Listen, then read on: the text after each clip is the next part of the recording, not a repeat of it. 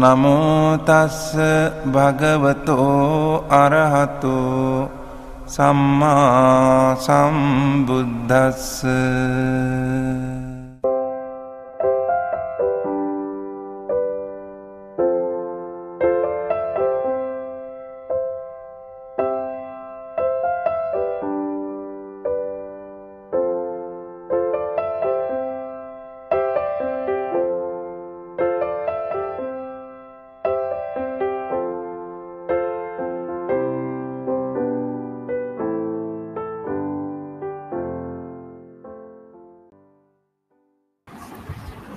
धम्मसाकतच्या समूहातील प्रमुख मार्गदर्शक मिसाळकर सर, समूहाचे आयोजक व उपस्थितांना विनय नमो बुद्धाय, जय भीम.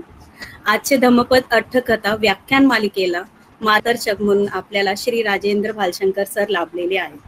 यांची ओळख पाली साहित्य व बौद्ध धर्माचे अभ्यासक म्हणून आहे. त्यांनी मुंबई युनिव्हर्सिटी पाली विभागातून MA केलेले आहे व ते नेट क्वालिफाईड आहे व त्यांचे MPhil चालू आहे. त्यांनी ऑक्सफर्ड युनिव्हर्सिटी मधून रिचर्ड गोम्ब्रिज आणि अलेक्स वॅन या सरांच्या मार्गदर्शनाखाली पाली साहित्यातील व्याकरणाच्या माध्यमातून सूत्रांचा अभ्यास कसा करावा याचं प्रशिक्षण ऑक्सफर्ड लंडन येथून पूर्ण केलेले आहे. पाली विषय त्यांचे एवढे आस्था आहे की ते नाशिकवरून मुंबई युनिव्हर्सिटीमध्ये व्याकरण शिकवण्यासाठी येतात व त्यांचे मोलाचे मार्गदर्शन आम्हाला सुद्धा लाभलेले आहे. आजच्या त्यांचे विषय चित्तवग्गातील गाथा क्रमांक 36 व 37 आहे. अय्यत्तर उत्कटित भिक्खुवत्तू व संघरक्षित भगिनीय फेरवत्तू हा आहे. तर आजच्या या व्याख्यान मालिकेने मी त्यांचे हार्दिक स्वागत करते व त्यांना आपले मोलाचे मार्गदर्शन आम्हास करावे ही विनंती करते. सर. नमो तस्स भगवतो अरहतो सम्मा संबुद्धस्स. नमो तस्स भगवतो अरहतो सम्मा संबुद्धस्स. नमो तस्स भगवतो अरहतो सम्मा संबुद्धस्स. तसेच डॉक्टर बाबासाहेब आंबेडकर यांना मी विनम्र अभिवादन करून आजच्या कार्यक्रमाला व्याख्यानाला मी सुरुवात करत आहे. धम्मसाकतच्या ग्रुपचा मी खूप खूप आभारी आहे. आज या ठिकाणी आपण जे धम्मपद अठ्ठकथा व्याख्यानमालेमध्ये चित्त वग्गाच्या पर्यंत आपण इथे पोहोचलेलो आहोत. अनेक मागच्या अपमाद आणि यमक वग्गा मधील सर्व ज्या गाथा आहेत त्या झालेल्या आहेत. तर या ठिकाणी चित्त वग्गामधील 36 आणि 37 नंबरची जी गाथा आहे त्याची अठ्ठकथा जी आहे त्याबद्दल आपण या ठिकाणी अभ्यास करणार आहोत किंवा माहिती करून घेणार आहोत.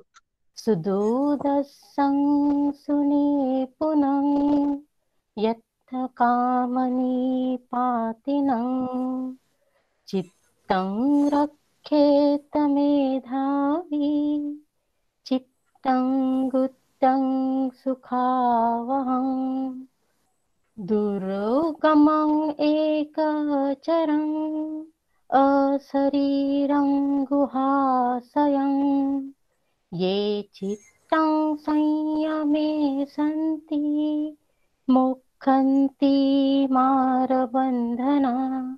साधु साधु साधु. तर मित्रांनो, तुम्हाला एक माहीतच असेल, आणखी एक धम्मपद आहे. म्हणजे ह्या आपण जे काही बघणार आहोत त्या धम्मपदाच्या व्यतिरिक्त एक धम्मपद असा आहे की जे माता पिता किंवा बंधू जितके आपले मंगल करू शकत नाही किंवा कल्याण करू शकत नाही त्यापेक्षाही जास्त मंगल किंवा कल्याण मार्गावर आरूढ असलेले जे चित्त जे आहे ते करीत असते. तर ह्या वाक्यामध्ये इतका गंभीर उपदेश या पदामध्ये भगवान बुद्धांनी इतका गंभीर उपदेश दिलेला आहे की चित्त हे जे आहे ते काय आहे, अल्टिमेट आहे. म्हणजे लास्ट, चित्ताच्या पलीकडे कोणीही आपलं मंगल किंवा कल्याण करू शकत नाही. फक्त ते काय असलं पाहिजे, मार्गावर आरूढ असलं पाहिजे. आता कोणत्या मार्गावर आरूढ असलं पाहिजे तो जो अठ्ठपुरीस पुग्गला जो मार्ग जो आहे त्या मार्गावर म्हणजेच काय सोतापन्न, सद्दागामी, अनागामी आणि अरहंत हा जो मार्ग फल आणि मार्ग आणि फल याद्वारे जो सांगितला गेलेला आहे त्या मार्गावर आपलं जर चित्त हे जर आरूढ असेल तर आपलं मंगल हे निश्चित आहे. तर इतक्या मोठ्या प्रमाणामध्ये भगवान बुद्धांनी चित्ताचं आपल्याला महत्व सांगितलेलं आहे आणि त्याचे महत्व आपण विविध धम्मपदाच्या माध्यमातून आपण धम्मसाखच्या ग्रुपनी समूहानी जी काही व्याख्यान मालिका जी सुरू केलेली आहे त्याच्या अंतर्गत आपण त्यांचं महत्व स्वतः ऐकतो आहोत, आपल्याला ते जाणवत आहोत, शिकत आहोत. तर परत एकदा धन्यवाद धम्मसाखच्या समूहचे प्रमुख मिसाळकर सर आणि इतर सहकारी वर्ग. तसेच या ठिकाणी जमलेले सर्व उपासक उपासिका किंवा गृहस्थ जे आहेत किंवा भिक्खूगण पण इथे उपस्थित दिसलेत मला. तर सर्वांना माझा भिक्खूंना माझं वंदन आणि आपले सर्व जे उपासक उपासिका जे आहेत यांना माझं सप्रेम जय भीम. मित्रांनो, आज आपण 36 नंबरची जी गाथा जी आहे अन्य तरंग उत्कंठित भिक्खू याबद्दल आपण बघणार आहोत, आपण याबद्दल चर्चा करणार आहोत. तर ही जी गाथा जी आहे ही गाथा त्रिपिटकामध्ये खुद्दक निकाय जे आहे, खुद्दक निकायामध्ये त्रिपिटकामध्ये सुत्त पिटक जे आहे त्यामध्ये खुद्दक निकाय आणि खुद्दक निकायामध्ये धम्मपद नावाचा जो ग्रंथ आहे त्याच्या ज्या अठ्ठकथा आहे त्यातला चित्त वग्ग नावाचा जो तिसरा वग्ग जो आहे त्यामध्ये ही 36वी अन्यतरंग उत्कटितांग भिक्खू ही एक अठ्ठकथा आहे. त्या अठ्ठकथेच्या संदर्भामध्ये आज आपण या ठिकाणी बघणार आहोत. तर ह्या धम्मपद अठ्ठकथेची जी देसना जी आहे ही देसना भगवान बुद्धांनी श्रावस्तीमध्ये विहार करत असताना अन्यतरंग उत्कटितांग भिक्खू आरंभ कथेसी म्हणजेच काय की अन्यतरंग म्हणजे काय एक विशिष्ट भिक्खू की जो उत्कटितांग म्हणजेच काय की जो असंतुष्ट आहे, असमाधानी आहे असा जो भिक्खू आहे त्याचं नाव माहित नाही, त्याची ओळख नाही, म्हणून त्याला अन्यतर असं म्हटलेलं आहे. तर ह्या अन्यतर असंतुष्ट किंवा असमाधानी भिक्खू जो आहे त्याच्या संदर्भामध्ये भगवान बुद्धांनी श्रावस्तीमध्ये विहार करीत असताना ही धम्मदेशना दिलेली आहे. आता इथे प्रश्न उपस्थित होतो की हा भिक्खू असमाधानी किंवा असंतुष्ट, कारण यामध्ये उत्कंठित जो शब्द जो आहे हा अतिशय महत्वाचा आहे. त्याचाच अर्थ होतो असमाधानी किंवा असंतुष्ट. तर या शब्दाच्या आधारे ही गाथा किंवा हे पद जे आहे भगवान बुद्धांनी सर्वांना सांगितलेलं आहे. तर या ठिकाणी एक जो श्रावस्तीमध्ये राहत असणारा मी प्रथमतः तुम्हाला गाथा सांगणार आहे, आपलं कथा सांगणार आहे. ती कथा सांगून झाल्यानंतर त्या कथामध्ये जे काही विशिष्ट भाग आलेले आहेत किंवा जे विशिष्ट प्रकारे आपल्याला काही शिकण्यासारखं आहे, त्या गाथेचा अर्थ काय किंवा उद्देश काय, त्या गाथेमध्ये काय काय वैशिष्ट्य आहेत, हे सगळं आपण नंतर बघून प्रथमतः आपण ती जी कथा जी आहे ती कथा कशी आहे ती बघूया. तर श्रावस्तीमध्ये एक श्रेष्ठ पुत्र की जो राहत होता, श्रावस्तीमध्ये तो राहत होता आणि एक दिवस तो स्वतःचा आपला जो कुल गुरु म्हणा किंवा थेर म्हणा यांच्याजवळ जाऊन त्याने त्या कुल थेरांना प्रश्न केला किंवा त्याची इच्छा त्यांनी जाहीर केली. ती त्याची इच्छा अशी होती की मला दुःखातनं मुक्त व्हायचंय, माझी दुःखातनं मुक्त होण्याची इच्छा आहे, तर तुम्ही मला ह्या दुःखातनं मुक्त होण्यासाठी काहीतरी कारण सांगा किंवा मार्ग सांगा. असं तो सेट्टी पुत्र जो आहे तो आपल्या त्या थेराला, म्हणजे कुल उपगग थेर म्हणतो आपण त्याला, कुल उपगग थेरंग, त्याला तो म्हणतो अहंग दुःखा मुंचित काम, म्हणजे मी दुःखापासून मुक्त होण्याची माझी इच्छा आहे. एकंग मे दुःख तो मुच्छ कारण कथेत, म्हणजे एक काहीतरी कारण किंवा मार्ग मला सांगा की मी ह्या दुःखातनं मुक्त होईल, असं तो त्यावेळेस त्या थेरांना म्हणाला.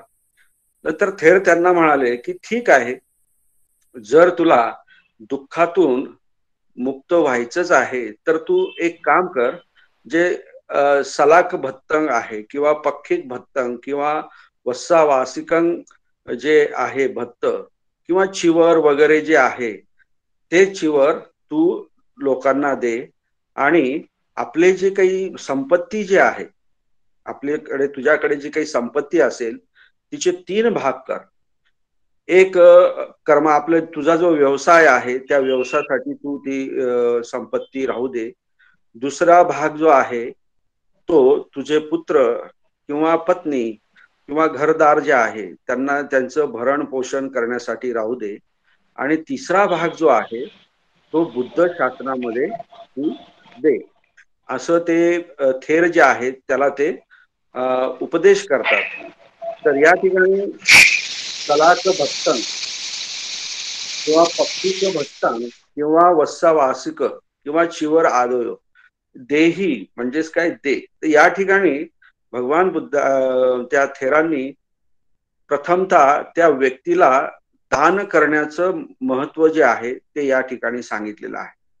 आता सलाख बत्तंग म्हणजे तृणावरती जे जे जेवण आपण देतो ते आहे. पक्खिक भत्तंग म्हणजे 15 दिवसांनी म्हटलं तरी चालेल, किंवा वस्सा वासिक भत्तंग म्हटलं तर वर्षावासामधलं. आणि चिवर वगैरे आपल्या सगळ्यांनाच माहित आहे की जे चिवर आणि जे काही परीक्षार जे असतात ते दिलेलं असतं. तर हे जे दान करत असताना किंवा दानाचं महत्व किंवा दान करायला लावणं हा अतिशय महत्वाचा भाग सुरुवातीलाच येतो. कारण भगवान बुद्ध सुद्धा ज्यावेळेस धम्म देशना देत होते तर समोर बसलेला व्यक्ती जो आहे त्याला सर्वात प्रथम दानकथाच सांगत होते. तर दान दिल्याने काय होतं की त्या व्यक्तीच्या मनामध्ये जो लोभ असतो तो लोभ कमी होण्यास त्याचा फायदा होत असतो. दानाचं हे सर्वात महत्वाचा फायदा आहे जो, आणि दान पण असं द्यायचं असतं की आपल्याला त्याच्याबद्दल लोभ राहिला नाही पाहिजे, किंवा आपली आवडती वस्तू असली तरी चालेल परंतु ती देताना आपल्या मनामध्ये लोभ उत्पन्न झालेला नसावा, तरच ते दान आपलं फलदायी असतं. आणि त्याने आपल्याला जो काही लाभ होतो तो कोणता लाभ होतो, आपला लोभ कमी होतो. म्हणजे ज्या 3 ज्या अविद्या सांगितलेल्या आहेत त्यातला पहिली अविद्या जी आहे ती काय आहे, लोभ आहे. नंतर द्वेष आहे आणि तिसरी जी आहे ती मोह आहे. तर हा लोभ कमी करण्यासाठी त्या थेरांनी त्या शेट्टी पुत्राला अशा प्रकारे पहिलं टार्गेट, टास्क म्हणू आपण, काम हे त्या थेरांनी त्या शेट्टी पुत्राला दिलं. मग तो त्याप्रमाणे ठीक आहे बनते असं म्हणून तो सांगितलेल्याप्रमाणे सगळं करून, सगळं म्हणजे त्या संपत्तीचे 3 भाग करून आणि हे भत्त वगैरे जे आहे जेवण दान वगैरे करून तो काय परत पुन्हा त्या थेरांजवळ येतो. तो विचारतो परत त्या थेरांना की आता मी जे काही केलेलं आहे त्याच्यापेक्षा अन्य म्हणजे काहीतरी दुसरं काही करण्यासारखं आहे का, असं ज्यावेळेस तो थेरांना विचारतो तर त्यावेळेस थेर आपल्या ह्या शेट्टी पुत्ताला सांगतात, आऊसो तिन्ही शरणानी गणणं, म्हणजेच काय, 3 त्रिशरण जे आहे त्याला तू स्वीकार कर किंवा ते ग्रहण कर. अशा प्रकारे त्यांना दुसरा टास्क किंवा दुसरा काम जे आहे किंवा दुसरा प्रयत्न जो आहे तो ते भिक्खू त्या सेठ्ठीपुत्रांना सांगतात. त्याप्रमाणे तो जो सेठ्ठीपुत्र आहे तो त्रिशरणाचा आपलं त्रिशरण ग्रहण करतो. त्यानंतर पंचशिलाचं सुद्धा तो ग्रहण करतो आणि हे झाल्यानंतर परत त्या थेरांकडे येऊन तो सेठ्ठीपुत्र जो आहे तो परत सगळं त्या थेरांना सांगतो की तुम्ही सांगितल्याप्रमाणे मी केलेला आहे, परंतु याच्या पश्चात आणखी काहीतरी आहे का, किंवा मला ते सांगा. त्यानुसार परत जो भिक्खू जो आहे, भिक्खू जे आहेत ते थेर जे आहेत ते त्याला म्हणतात तेनही 10 शिलाने गणनाही, म्हणजे 10 शिलांचं तू काय कर, ग्रहण कर. त्याप्रमाणे तो ठीक आहे असं म्हणतो आणि ते 10 शिलांचं सुद्धा तो ग्रहण करतो. आणि ग्रहण केल्यानंतर म्हणजे तो असं एक एक थेरांनी सांगितलेल्या ज्या गोष्टी ज्या आहेत त्या तो ग्रहण करत असतो. म्हणजे अनुक्रमाने तो सगळे पुण्य कर्म करत असतो. म्हणून त्या सावस्तीमधील जे काही लोक आहे त्याला तो आधी नुसता सेठ्ठीपुत्र होता, पण त्यानंतर त्याला अनुपुब्ब सेठ्ठीपुत्र असं त्याला नाव मिळालं.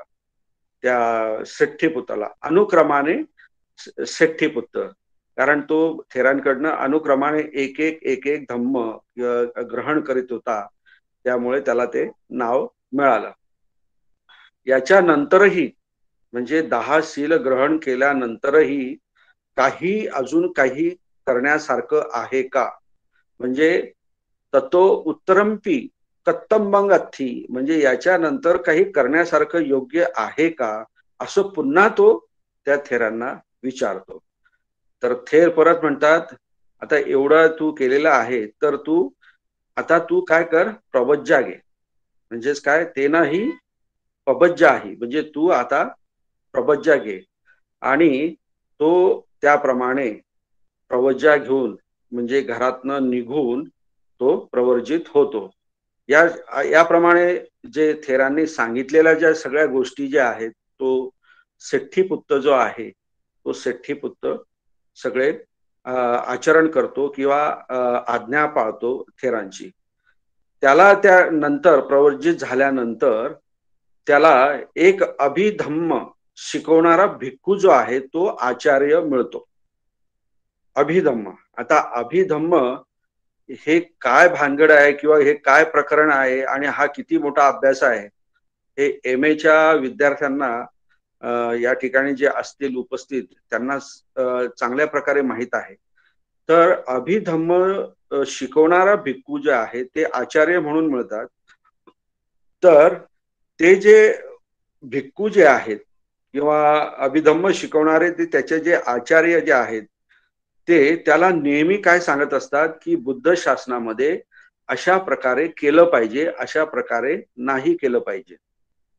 प्रत्येक वेळेस प्रत्येक ठिकाणी ते भिक्खू म्हणजे अभिधम्म शिकवणारे त्याचे जे आचार्य जे आहेत ते त्याला नेहमी असंच म्हणत असायचे की तू हे कर, तू हे करू नको. तर ते हे ऐकून ऐकून तो थोडा थोडा त्याच्या मनामध्ये काय म्हणतो आपण त्याला उद्विग्नता म्हणा किंवा तो नाराजही झाला असेल, असंतुष्टही झाला असेल. मग तो ह्या अभिधम्म सांगणाऱ्या जे आचार्य आहेत त्यांच्याकडून निघून तो एक विनयधर जे नावाचे जे उपाध्याय असतात म्हणजे शिकवणारे आचार्य जे असतात त्यांच्याकडे तो जातो. त्या ठिकाणी परिस्थिती काही वेगळी नसते. त्या ठिकाणी ते जे उपाध्याय जे असतात ते त्यांच्याजवळ तो गेल्यानंतर ते उपाध्याय त्याला सगळं विनयाच्या संदर्भामध्ये प्रश्न विचारतात. हा विनयामध्ये कच्चा असतो, अभिधम्मामध्येही कच्चा असतो. हा फक्त त्याची काय इच्छा असते की मला दुःखापासून मुक्त व्हायचं आहे, परंतु कसं मुक्त व्हायचंय याचा तो मार्ग जो आहे तो मार्ग सोडून त्याला लगेच इमिजिएट दुःखातनं मुक्त व्हायचं आहे अशी त्याची इच्छा असते. परंतु त्यासाठी काही कष्ट घेणे किंवा आतापी होणे किंवा ध्यान करणे वगैरे किंवा नियमांचं पालन करणे किंवा चित्ताचा अभ्यास करणे याच्याबद्दल त्याला काहीही घेणं देणं नसतं. तो त्या विनयधर जे उपाध्याय असतात त्यांच्याजवळ गेल्यानंतर ते त्याला विनयाबद्दल सांगतात. तर त्या तिथेही ते सांगतात की अशा प्रकारे तू केलं पाहिजे, अशा प्रकारे तू नाही केलं पाहिजे, हे करायला पाहिजे, ते नाही करायला पाहिजे. तर असं तो सारखं ऐकत असताना त्याचा जो उद्देश असतो प्रवज्या घेण्याचा, त्याला असं वाटतं की हे जे मी जे काही केलेलं आहे ना, हे फारच काहीतरी वेगळं आणि जड काम आहे. हे म्हणजे काय, भार्य कम्मंग इदं, म्हणजे हे फार मोठं जड काम आहे. मी काहीतरी चुकलेलं आहे. मी तर ह्या दुःखापासून मुक्त होण्यासाठी प्रवर्जित झालो. पण या ठिकाणी सगळे जे दोन्ही जे आचार्य जे आहेत, ते दोन्ही आचार्य मला नुसतं म्हणजे असा हात पसरण्यासाठी किंवा थोडा क्षण जो आहे तो सुद्धा म्हणजे रेस्ट घेण्यासाठी सुद्धा मला तेवढा वेळ मिळत नाहीये. तर हे कसं होणार? मी दुःखातनं कसं मुक्त होणार? मला हात म्हणजे पसरण्यासाठी किंवा पाठ टेकवण्यासाठी सुद्धा थोडाही वेळ मिळत नाहीये. हे त्याला ते जाणवतं आणि त्याला नंतर तो त्याच्याच मनामध्ये विचार करतो की हे आपल्याकडनं काय होणार नाही. त्यापेक्षा आपण काय करूया, आपण आपल्या घरीच थांबू. आपल्या घरीच थांबून काय करू, दुःखातनं मुक्त होऊ शकू किंवा दुःखातनं मुक्त होण्यासाठी आपण प्रयत्न करू. म्हणजेच मग तो काय करतो की तिथून तो निघतो आणि घरी जाऊन तो आपण तो विचार करतो की आता आपण घरी जायला पाहिजे, आपल्या घरी जायला पाहिजे. मग तिथून तो घरी जातो. परंतु घरी राहून बुद्ध धम्माचं जे भिक्खू किंवा जे प्रव्रजित जे लोक आहेत त्यांना जो शेवटचा जो अल्टिमेट गोल जो आहे बुद्ध धर्माचा, निब्बाण प्राप्त करणे, तो शक्य होत नाही. किंवा धम्माचं पालन घरी बसून किंवा गृहस्थ राहून किंवा आपल्या गृहस्थीमध्ये लोभ उत्पन्न करून आपण त्याला न्याय देऊ शकत नाही. तर अशा प्रकारे तो घरी तर गेला, परंतु त्या दिवसापासून तो असंतुष्टच राहिला गेला. म्हणजे तो असमाधानीच झाला आणि जे काही 32 प्रकारचे जे काही धम्मामध्ये सांगितलेले जे काही प्रयत्न आहेत किंवा जो काही अभ्यास आहे, त्याचा तो अभ्यास करू शकला नाही किंवा धम्माचा जो उद्देश जो आहे तो ग्रहण करू शकला नाही. त्याच्या मनामध्ये एक अशी एक भावना उत्पन्न झाली की मला जे काही करायचं होतं ते मी प्राप्त करू शकत नाही. त्याच्यामुळे तो सारखा काय नाराज राहायचा. त्याच्यामुळे तो काय झाला, कृश झाला. म्हणजे त्याची तब्येत काय झाली, खालावली. तो असा सडपातळ दिसायला लागला. नंतर त्याचं जे चालणं, बोलणं, वागणं जे आहे ते सर्व कसं शांत शांत झालं. जी चपळता किंवा जी चेतना, जो उत्साह, जो ऊर्जा जी होती ते त्यामध्ये राहिली नाही. ती ऊर्जा न राहिल्यामुळे तो एकदम आळशी झाला आणि आळशी झाल्यामुळे त्याला अत्यंत म्हणजे थोडक्यात सांगायचं म्हणजे आणखी जास्त वेदना म्हणा किंवा दुःख उत्पन्न झालं, निर्माण झालं. आणि हे सगळं तो करत असताना त्याचे जे कोणी जवळचे तरुण जे श्रामणेर जे होते, ते श्रामणेर त्यांनी बघितलं की हा व्यक्ती जिथे बसलेला असतो तिथेच बसतो किंवा जिथे थांबलेला असतो तिथेच थांबतो. याला काही म्हणजे पंडू रोग तर नसेल झालेला. हा अगदी म्हणजे कृश झालेला दिसतो. एकदम असा मंद मंद पद्धतीने वागतो किंवा आळशी झालेला दिसतो. तर हे आपण त्याला विचारूया. तर हे सगळे बाकीचे जे भिक्खू जे आहेत ते भिक्खू त्याजवळ जातात आणि त्याला विचारतात की का रे बापा, म्हणजे आपलं हे सिट्ठीपुत्त जो आहे त्याला विचारतात, किम ते कथनांती, म्हणजे काय, तू असं काय केलेलं आहे किंवा तुला काय झालेलं आहे असे ते त्याला विचारतात. तर तो त्यांना स्पष्ट सांगतो, उत्कंठितो मी आउसो. म्हणजेच काय, तो त्यांना म्हणतो की मी असमाधानी आहे किंवा असंतुष्ट आहे. ते लगेच प्रश्न विचारतात ते श्रामणेर त्याला की काय कारण, किम कारणा. मग तो काय करतो की सुरुवातीपासून जसं घरातून त्याची इच्छा होते, सुरुवातीपासून तर जेवढा घटनाक्रम जो आहे तो घटनाक्रम त्या सगळ्या श्रामणेरांना तो सांगतो. आणि मग हे जे श्रमण जे आहेत, तरुण श्रामणेर जे आहेत, ते काय करतात की परत त्या सेठ्ठीपुत्ताला त्याचे जे आचार्य जे होते दोन्ही, अभिधम्म शिकवणारे किंवा विनय शिकवणारे जे आचार्य होते, त्याला त्याच्याकडे ते घेऊन जातात आणि त्यांना सांगतात की हा तुमच्या शासनामध्ये म्हणजे तुमच्यापासून किंवा धम्मामध्ये किंवा बुद्ध शासनामध्ये काय हा असंतुष्ट झालेला आहे. तर असं ऐकल्यानंतर ते सुद्धा त्यालाच कारण विचारतात.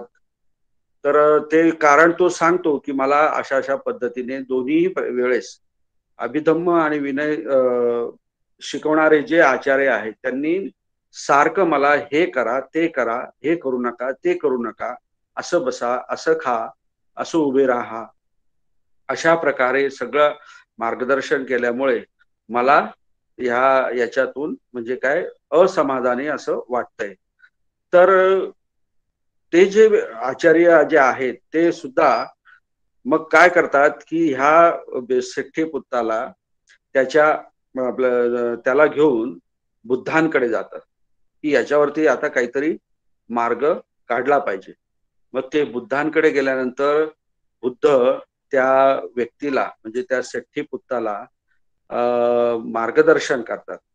आता यामध्ये आपण बघितलं की अभिधम्म, विनय पिटक वगैरे हे जे सर्व जे आहेत याच्यासाठी खूप तपाव लागतं, शिकण्यासाठी खूप तपाव लागतं. परंतु भगवान बुद्ध हे काय समोरच्या व्यक्तीला बघितल्याबरोबर ते सर्व त्याची जी काही पात्रता जी आहे किंवा क्षमता जी आहे ती सर्व ओळखत असत. तर भगवान बुद्धांकडे गेल्यानंतर भगवान बुद्धांनी त्याच्याकडे बघितल्यानंतर अगदी शॉर्टकट मध्ये त्या व्यक्तीला धम्म सांगितला आणि विचारलं की का रे बाबा तू जे एक गोष्ट जे आहे त्याचं तू रक्षण करू शकतो का किंवा रक्षण करू शकशील का, अशा प्रकारे भगवान बुद्ध त्याला विचारतात. बाकीचे जे आहे त्याचं रक्षण करण्याचं चिंता तू करू नको, ते बाकीचं रक्षण करण्याची त्याची गरज नाही. मग ह्या सेठ्ठीपुत्ताला वाटतं की काहीतरी आता आपल्याला मार्ग मिळणार आहे. मग तो म्हणतो किम म्हणते, म्हणजे काय आहे ते, कशाचं रक्षण करायचं आहे. तर भगवान बुद्ध म्हणतात तव चित्तम एव रक्षिंतुम सखीससी ती, म्हणजेच काय, तू फक्त चित्ताचं रक्षण करण्यास समर्थ होशील काय. भगवान बुद्धांनी डायरेक्ट या ठिकाणी चित्तावरती भाष्य केलेलं आहे त्या व्यक्तीच्या संदर्भामध्ये किंवा त्या सेठ्ठीपुत्ताच्या संदर्भामध्ये. तर ह्या व्यक्ती म्हणतो की यस, मी करू शकतो, म्हणजे मी त्याचं रक्षण करू शकतो चित्ताचं. मग भगवान बुद्ध म्हणतात म्हणून आता तू काय कर, फक्त स्वतःचं जे चित्त जे आहे त्याचं तू रक्षण कर आणि स्वतः तू ह्या दुःखातनं मुक्त हो. हा एवढा उपदेश देऊन नंतर मग भगवान बुद्ध ही जी 36 नंबरची जी गाथा जी आहे ती गाथा त्या सेठ्ठीपुत्ताला ऐकवतात आणि त्यामध्ये मग भगवान बुद्ध जे चित्ताच्या बद्दल जी काही माहिती आहे, चित्त किती विविध प्रकारे त्याचे गुणधर्म आहेत, त्याचा मनुष्याच्या जीवनामध्ये किती कशा प्रकारे प्रभाव पडतो, त्याचा सुंदर या गाथेमध्ये भगवान बुद्ध सांगतात. तर ती गाथा कशी आहे, सुदुद्दसं सुनूपुणं यत्थ काम निपातिनी चित्तं रक्षेत मेधावी चित्तं गुत्तं सुखा वहंती. बघा, चित्तं रक्षेत मेधावी चित्तं गुत्तं सुखा वहन, हे तर भगवान बुद्धांनी नंतर म्हणजे याचा आपण अर्थ बघूच आपण.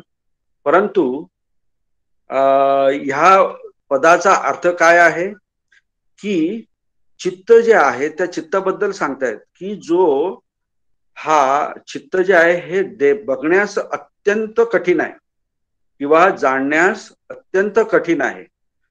म्हणजेच काय, सुदुद्धस्सं, म्हणजेच काय, सुदुद्धस्सं. तर हे जे सु म्हणजे काय, अतिशय चांगल्या प्रकारे कठीण, दुद्धस्सं समजण्यास कठीण, असं या शब्दाचा अर्थ होतो. आणि त्याचबरोबर भगवान बुद्ध चित्ताला म्हणतात सुनिपुणं, म्हणजेच काय, ते अत्यंत चतुर आहे. चित्त हे काय आहे, अत्यंत चतुर आहे.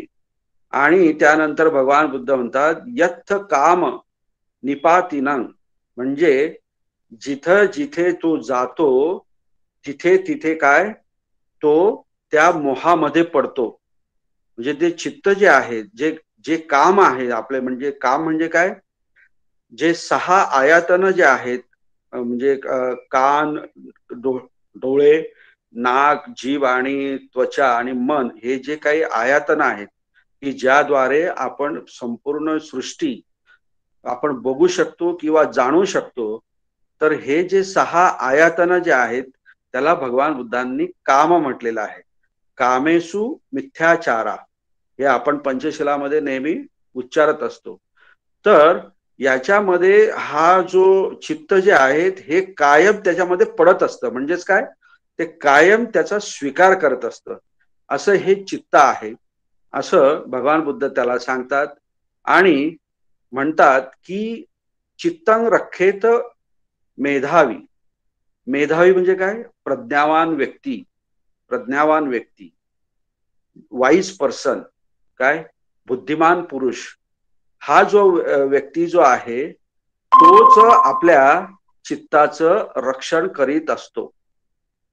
आता या ठिकाणी भगवान बुद्धाने स्पष्ट सांगितलेलं आहे, म्हणजे बुद्धिमान पुरुष किंवा वाईज पर्सन हाच चित्ताचं रक्षण करू शकतो. जे पुथुजन आहेत, साधारण गृहस्थ आहेत, हे चित्ताचं रक्षण करू शकत नाही. अशा प्रकारे भगवान बुद्ध या ठिकाणी सांगतात. आणि जर चित्तं गुत्तं सुखावहं, म्हणजे चित्ताचं रक्षण करणं हे काय आहे, सुखाचं आहे. कारण तुमचं चित्त जे आहे ते जर कामामध्ये नेहमी ते पडत राहिलं तर तुम्हाला दुःखाशिवाय दुसरं काहीही मिळणार नाही. अशा प्रकारे भगवान बुद्ध थोडक्यात त्यांना माहिती देत असतात. म्हणजे त्या जो सेठ्ठीपुत्र जो आहे त्याला ते सांगतात. तर अशा प्रकारे या ठिकाणी भगवान बुद्धांनी त्या सेठ्ठीपुत्राला 2 ओळीमध्ये चित्ताचं महत्व सांगितलेलं आहे. दुःखातनं मुक्त कशा प्रकारे होता येईल ते सांगितलेलं आहे. तर या गाथेमध्ये बघा, आपल्याला जे पात्र जे आहेत त्यामध्ये सेठ्ठीपुत्र आपल्याला मिळतो, त्यानंतर थेर एक मिळतात, नंतर अभिधम्म भिक्खू जे आहेत आचार्य ते मिळतात, किंवा एक विनयधर जे आहेत उपाध्याय म्हणजे उपाध्याय ते मिळतात. आणि ह्या सगळ्यांचं सगळं म्हणजे जी काही प्रक्रिया जी आहे ती झाल्यानंतर सर्व शेवटी आपण बुद्धांकडे येतो आणि बुद्धांकडनं आपण सर्वजण उपदेश ऐकत असतो. तो सेठ्ठीपुत्र सुद्धा भगवान बुद्धांकडनं धम्मदेशना घेतो, धम्मपदच्या माध्यमातून.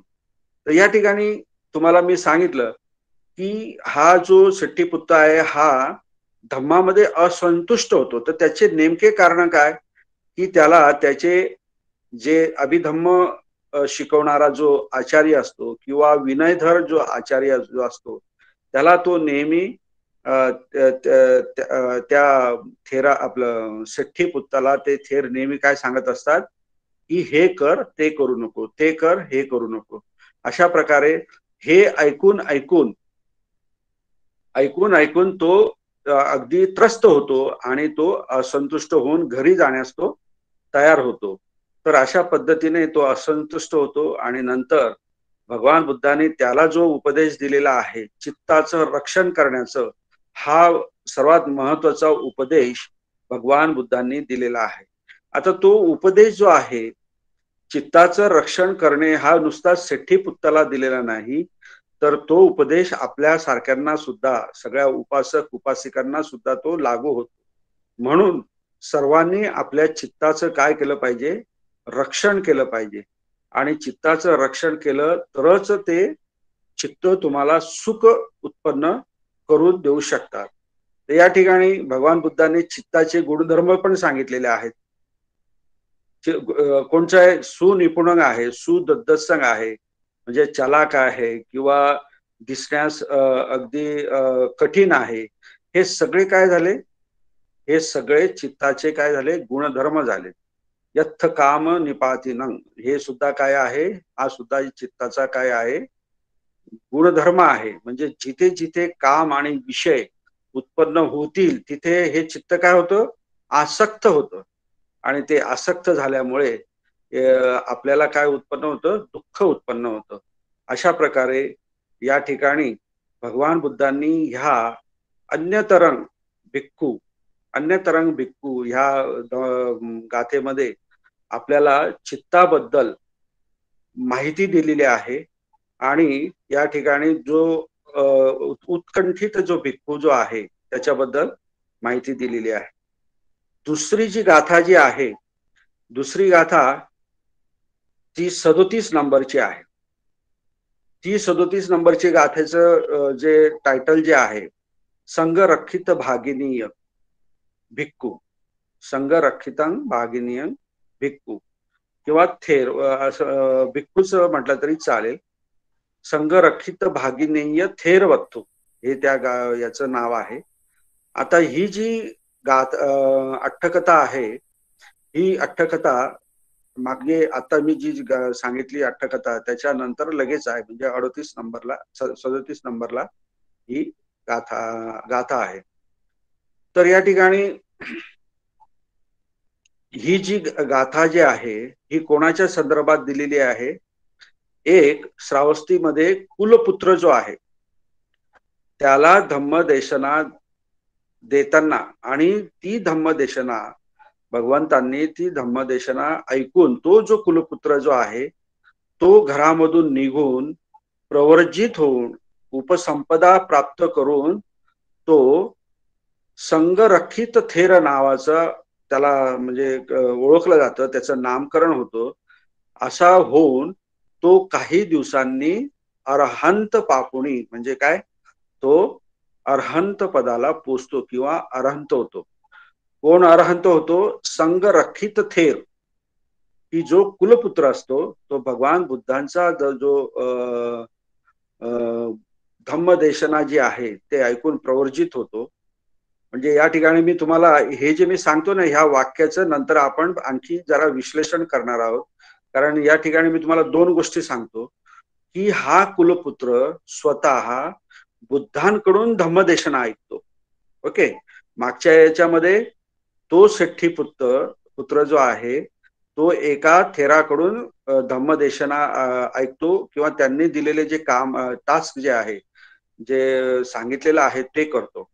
परंतु या ठिकाणी बुद्धांकडून हा धम्मदेशना ऐकतो, नंतर प्रवर्जित होतो आणि थोड्याच दिवसात अरहंत प्राप्त पद करतो. अरहंत पद काय करतो? प्राप्त करतो. तर या नंतर मी याच्यावरती तुम्हाला बोलणार आहे. तर त्याला एक कनिष्ठ भगिनी असते, म्हणजे त्याच्यापेक्षा लहान एक त्याला बहीण असते. तर त्या बहिणीला एक मुलगा होतो आणि त्या मुलगा झाल्यानंतर त्याची जी बहीण जी आहे त्या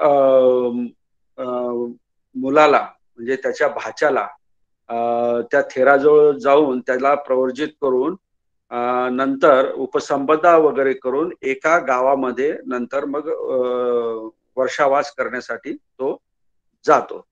कोण? भागिनेय संगरक्षित थेर, आपलं भागिनेय संगरक्षितो. ओके, म्हणजे संगरक्षित थेर वेगळा आणि भागिनेय संगरक्षित हा जो भाषा जो आहे त्या थेराचा हा वेगळा. हे जरा नीट व्यवस्थित लक्षात घ्या. आता एक 77 आणि एक 78 म्हणजेच काय?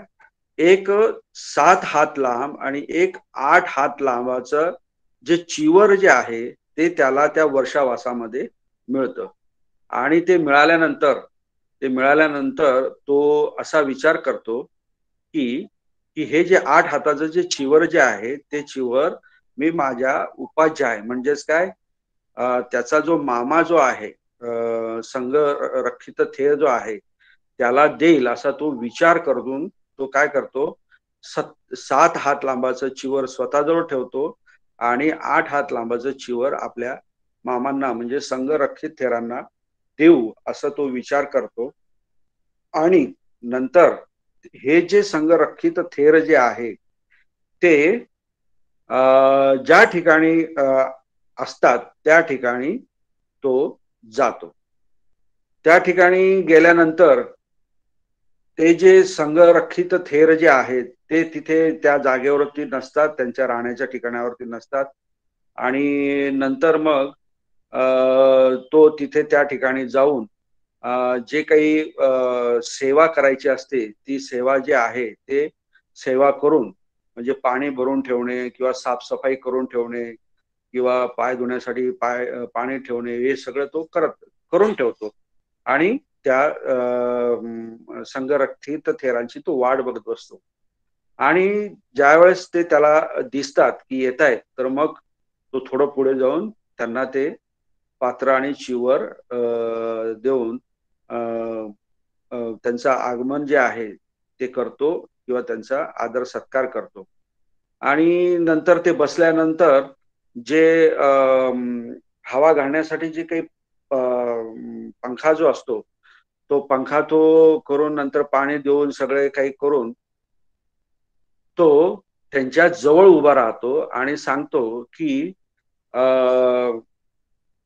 हे जे चिवर जे आहे, हे माझं चिवर जे आहे ते मी तुम्हाला देणार आहे, तुम्ही त्याचा काय करा, स्वीकार करा. म्हणजे त्वमेव परिभुंज म्हणजेच काय, तुम्ही याचा तुम्ही काय करा, स्वीकार करा आणि त्याचा तुम्ही लाभ घ्या. परंतु हे संघरक्षित थेर जे आहेत हे त्याचा स्वीकार करत नाही आणि ते म्हणतात की तू तुझ्याकडेच राहू दे, तू त्याचा उपयोग कर. असं 2 ते 3 वेळा हा भाचा जो आहे, भागिनीय संघरक्षित थेर, भागिनीय संघरक्षित जो आहे तो त्या संघरक्षित थेरांना 2 ते 3 वेळा म्हणतो. त्यावेळेस सुद्धा त्यावेळेस हे 2 ते 3 वेळा नाकारल्यानंतर तो भागिनीय थेर जो आहे संघरक्षित तो फार नाराज होतो. तो नाराज होत असताना तो विचार काय करतो की मी ह्या थेरांचा म्हणजे भाचा आहे, भागिनेय आहे, म्हणजे बहिणीचा भाऊ आहे, म्हणजे हे एवढं जवळचं नातं आहे. त्यानंतर मी प्रवर्जित कालामध्ये यांची सेवा सुद्धा केलेली आहे आणि असं करीत असताना सुद्धा मी जे काही देतो आहे ते त्याचा स्वीकार करीत नाही, तर मग हे जे मी काही करतो आहे ते करण्याचा काय उपयोग काय आहे? म्हणजे हा जो श्रवण भाव मी जो घेतलेला आहे त्याचा काय उपयोग आहे? त्याचं मन या ठिकाणी काय होतं, उद्विग्न होतो आणि या ठिकाणी तो काय होतो, उत्कंठित होतो.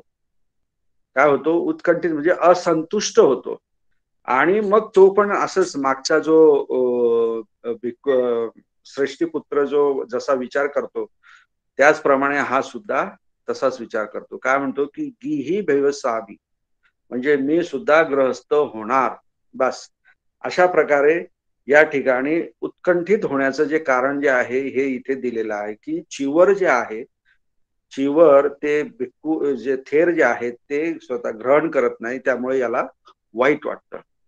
मग हा म्हणतो की मी आता गृहीस होणार, परंतु घर चालवणं फार कठीण आहे. म्हणतो काय, घर चालवणं कठीण आहे. तू संठा पितो घरा वासो, म्हणजेच काय, घर चालवणं काय संठा पितो म्हणजे खूप कठीण आहे. तू तर मी काय करतो की एक बकरी घेतो, त्याचे बघा प्लॅनिंग कसे, म्हणजे गृहस्थाचे प्लॅनिंग कसं करतो, आणि हे तो मनातल्या मनामध्ये तो हे प्लॅनिंग त्याचं चालू असतं किंवा विचार मंथन त्याचं चालू असतं. तर तो काय म्हणतो की मी माझं हे आता यांनी हे जे चिवर जे आहे 8 हात लांब ते घेतलं नाही, मी आता हे चिवर विकून टाकतो आणि एक बकरी घेतो. आणि बकरी काय की लगेचच्या लगेच पिल्लांना जन्म देते. मग ते पिलं जे आहेत, बकरीचे पिलं जे आहेत किंवा बकऱ्या मोठ्या झाल्यानंतर मी त्यांना विकेल आणि त्याच्यातनं पैसा कमवेल. आणि मग हा पैसा भरपूर झाल्यानंतर मग मी एक बायको आणेल, म्हणजे एका कोणाशी तरी स्त्रीशी मी लग्न करेल आणि लग्न केल्यानंतर मग मी एक पुत्राला जन्म देईल, म्हणजे मला एक मुलगा होईल. हे बघा, हे त्याच्या मनातल्या मनामध्ये त्याचे हे विचार चालू आहेत. म्हणजे तो त्या भिक्खूंच्या जवळच उभा आहे, म्हणजे पंखा हलवत तो तिथेच उभा आहे. त्यांनी ते चिवर ग्रहण करण्यास नकार दिला तेव्हापासून त्याच्या मनामध्ये हे अशा प्रकारचे हे सुरू झाले. आणि नंतर तो असं विचार करतो की मी एका पुत्राला, मला पुत्र होईल एक, आणि नंतर मग मी काय करेल की त्या पुत्राला सुद्धा माझ्या मामाचंच नाव देईल आणि ते मामाचं नाव देऊन मग गाडीमध्ये त्याला बसून मग आम्ही पुत्र, मी आणि माझी बायको मामाला वंदन करण्यासाठी मग आम्ही जाणार. आणि मग जात असताना मग माझी बायको मला असं म्हणेल, काय म्हणेल की त्या पुत्राला माझ्याकडे द्या, मी त्याला घेते. तुम्ही काय करा, फक्त काय हे यान म्हणजे काय गाडी जी आहे ते तुम्ही चालवा. असं म्हणून ती काय करेल की ते पुत्र घेईल आणि मी ते पुत्र, तो जो मुलगा जो आहे तो ते घेताना ती त्याला नीट धरू शकत नाही, धरू शकणार नाही किंवा ती असमर्थ होईल. तर मी देत असताना आणि ती घेत असताना काय होईल की ते मूल हातातनं खाली पडेल आणि खाली पडल्यानंतर काय होईल की ते नेमकं त्या गाडीच्या चाकाखाली येईल आणि चाकाखाली आल्यानंतर ते चाक त्याच्या शरीरावरनं जाईल आणि नंतर ते तो जो पुत्र जो आहे तो काय होईल, मृत्यू पावेल. आणि नंतर मग मी त्या माझ्या बायकोला म्हणेल की मला माझा पुत्र दे, तू त्याला नीट धरू शकली नाही किंवा नीट पकडू शकली नाही, तू त्याला काय केलंय, नष्ट केलंय. असा त्यावेळेस मला काय होईल, संताप होईल किंवा क्रोध उत्पन्न होईल.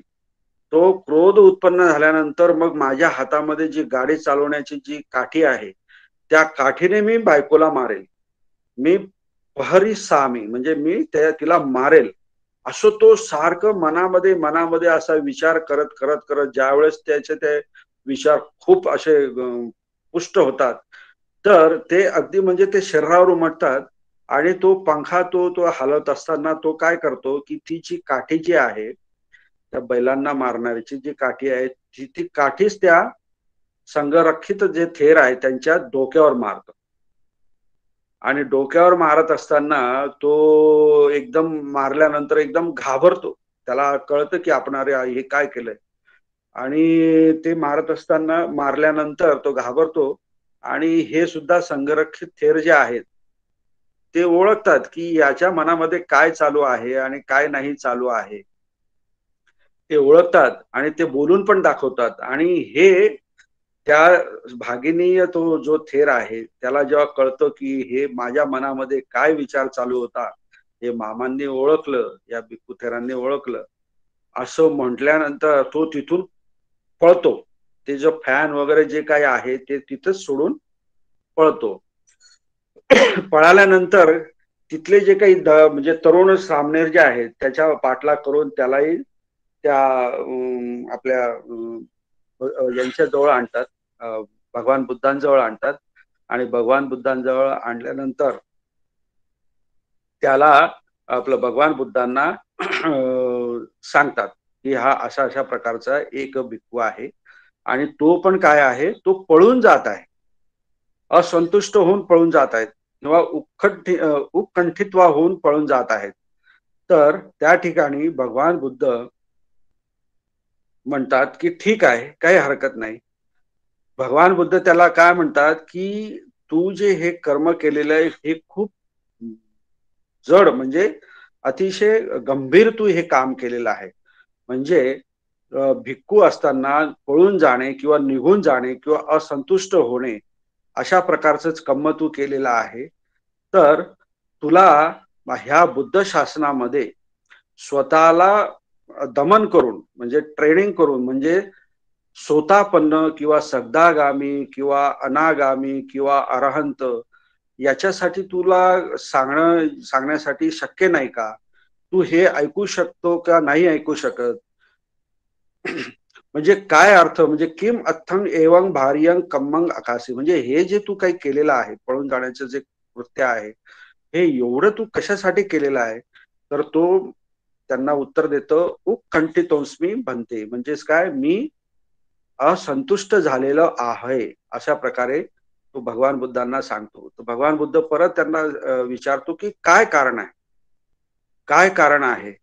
तर ते जे कारण जे आहे तो सांगतो की मी थेरांना पंखा, जो मी त्यांना हवा घालताना जो पंखाच्या जी काठी जी आहे ती त्यांना मी मारलेली आहे, असं सगळं प्रकरण तो त्यांना सांगतो. तर मग भगवान बुद्ध त्यांना सांगतात की ये भिक्खू, काय, ये ही भिक्खू मा चिंतई, हा चित्तंग नाम एतं दुरे होतंपि आरंभणं संपटी छन्नक जातिकं राग दोष मोह बंधना मुच्चनत्थाय वायमितुम वट्टती ती वत्वा इमं गाथम आह. म्हणजे त्यावेळेस भगवान बुद्ध त्या भिक्खूला आधार देतात आणि सांगतात की तू काय कर, हे जे आरंभण जे आहे, हे आरंभण जे आहे हे संपटी छन्न जातिक, किंवा तू चिंता करू नकोस, मा चिंतई, हे जे चित्त जे आहे हे खूप दूर पण जातं आणि त्याचे जे काही वैशिष्ट्य आहे ते पण भगवान बुद्धाने नंतर सांगितलेले आहे. आणि ह्या राग दोष मोह बंधनापासून मुक्त होण्याच्या अर्थाने तू प्रयत्न कर, वायमितुम वट्टती, तू प्रयत्न कर, असं म्हणून भगवान बुद्ध मग ही 37 नंबरची जी गाथा जी आहे ती गाथा म्हणतात आणि सांगतात. त्या गाथेमध्ये दूरंगमंग एकचरंग अशरीरंग गुहाशयं, काय म्हणतात की ही जी चित्त जे आहे ते काय आहे, दूरगमंग एकचरंग अशरीरंग आणि गुहाशयं. तर हे जे अशा प्रकारचे जे चित्त जे आहे त्याला, म्हणजे जे ये चित्तं संयमे संती, म्हणजे जो व्यक्ती याच्यावरती कंट्रोल करतो, त्याला संयमित ठेवतो, तो व्यक्ती काय होतो, मोखंती मारबंधना, म्हणजे तो मार बंधन जे आहे, जे 14 प्रकारचे मार सांगितलेले भगवान बुद्धांनी, ती माराची सेना जी आहे, म्हणजे राग द्वेष मोह याच्यापासून तर मान सत्कार वगैरे, भूक वगैरे, पैसा, जे काय आहेत असे 14 मार सांगितले, त्याच्यापासून काय, मोक्ष म्हणजेच काय, मुक्तता. जे लोक चित्ताला संयमित करतील ते काय होतील, ह्या मार बंधनापासून मुक्त होतील किंवा ते मोक्ष पावतील, अशा प्रकारचा उपदेश भगवान बुद्ध या ठिकाणी ह्या दुसऱ्या जे भागिनेय थेर जे आहेत, भागिनेय थेर म्हणजेच काय, भागिनेय संरक्षित थेर जे आहेत त्यांना ते उपदेश देत देतात. आता या ठिकाणी ह्या गाथेमध्ये सुद्धा जे पात्र जे आहेत ते संघरक्षित रक्षित थेर आहे, जे मेन जे आहेत, आणि त्यांचा भाचा जो आहे तो भागिनेय संघरक्षित, त्याच्या संदर्भामध्ये ही कथा आहे. म्हणजे तो असंतुष्ट झाल्यामुळे भगवान बुद्ध त्याला हे पद सांगतात, चित्ताबद्दलचं पद सांगतात, कारण त्याचं चित्त काय होत असतं, विचलित होत असतं, म्हणून या ठिकाणी ते सांगण्यात आलंय. त्याची बहीण आहे, नंतर तो भाचा म्हणजेच कोण, भागिनेय संघरक्षित थेर, आणि सगळ्या शेवटी बुद्धांचा उपदेश आपण तो ऐकतोच. तर यामध्ये आपण जर बघितलं तर यामध्ये असंतुष्ट होण्याचे काय कारण आहेत, ह्या भगिनीय जे भगिनीय संघरक्षित जो थेर आहे याचे काय कारण आहेत, म्हणजे काय म्हणतात त्याला, असंतुष्ट होण्याचे काय कारण आहेत, की फक्त जे चिवर तो प्राप्त करतो ते चिवर, 2 चिवर प्राप्त करतो, त्यापैकी तो एक चिवर आपल्या मामांना देऊ इच्छितो, पण ते म्हणतात की माझ्याकडे आहे, तूच ते ग्रहण कर, तेवढ्याने त्याचं चित्त काय उद्विग्न होतं. बघा, अशा ह्या छोट्या छोट्या ज्या गोष्टी ज्या आहेत ह्या सुद्धा आपल्याला धम्मापासून कसं लांब घेऊन जातात, आणि आपण एका चांगल्या धम्माला आपण सुख मिळवण्याच्या प्रवाहापासून कसं दूर जातो हे आपल्याला सुद्धा कळत नाही. जसं ह्या 2 भिक्खूंची गोष्ट इथे या सगळ्या ठिकाणी सांगितलेले आहे. तर प्रत्येक ठिकाणी प्रत्येक पावलोपावली किंवा चित्ताची जी उत्पत्ती होते ती कशा प्रकारे होते, ती कुशल आहे का अकुशल आहे, हे तुम्हाला तुमची सती प्रज्ञा जागृत असल्यानंतरच कळते. तर ह्या दोन्ही ठिकाणी या दोन्ही गाथेमध्ये जे भिक्खू जे आहेत यांची सती किंवा प्रज्ञा जे आहेत ही जागृत नसल्यामुळे ते धम्मापासून काय होत असतात, वंचित होत असतात. आणि हा असंतुष्ट होण्याचे कारण जे आहे या ठिकाणी याचे दोघांचेही दिलेले आहेत. आता ग्रहस्थांमध्ये सुद्धा आपल्यासारख्या ग्रहस्थांमध्ये उपासक उपासिकांमध्ये सुद्धा असे अनेक कारण आहेत की धम्मापासून वंचित होणे किंवा असमाधानी होणे. बरेचसे जण म्हणतात की एवढा जे आपण हे करतो पौर्णिमेला उपवास करतो किंवा काही काही करतो, उपस्वत करतो, तर काहींना ते जमत नाही, त्यावेळेसही ते असंतुष्ट होतात. किंवा काहींना पंचशील पाळायचं म्हटलं म्हणजे फार मोठं कठीण काम वाटतं, ते पाळत नाही, त्यामुळे तेही आपल्या याच्यापासून धम्मापासून लांब जातात. असे अनेक कारण आहेत. काही लोकांना श्रद्धाच नसते धम्माबद्दल, तर ते श्रद्धा नसताना ह्या सगळ्या गोष्टी करत असतात, त्यामुळे त्यांना त्याचं पाहिजे ते इच्छित फळ मिळत नाही. इच्छित फळ न मिळाल्यामुळे ते सुद्धा असंतुष्ट होतात. तर अशा प्रकारे अनेक कारणं आहेत.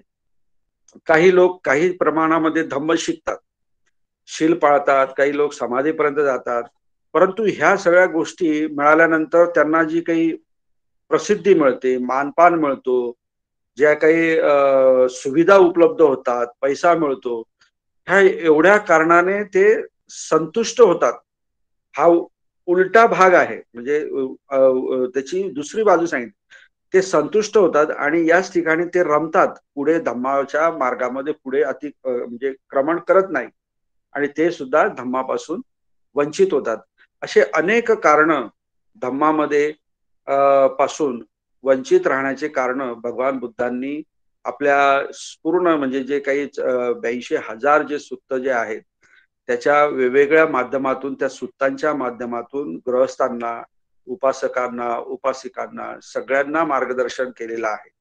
अशा ठिकाणी अशा वेळेस भगवान बुद्ध फक्त हा उपदेश जो आहे हा फक्त भागिनीय संघरक्षित थेराला न देता सगळ्या समाजाला, सगळ्या लोकांना उपदेश देतात. तो कोणचा?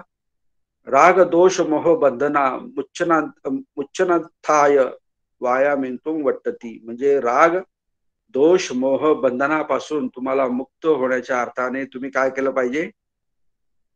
प्रयत्न केला पाहिजे. वाया इतुम इथे या ठिकाणी दिलेलं आहे बघा आपल्या स्लाइड मध्ये. आणि त्यासाठी तुम्ही काय केलं पाहिजे?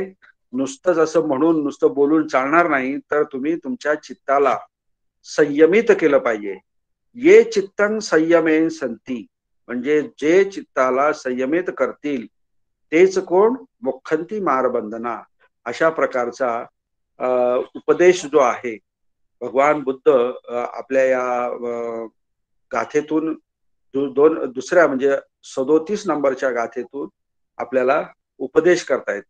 या ठिकाणी दुरंगम म्हणजे आता या ठिकाणी जे चित्ताचे जे गुणधर्म सांगितलेले आहेत भगवान बुद्धांनी या गाथेमध्ये, ते म्हणजे पहिला आहे दुरंगम.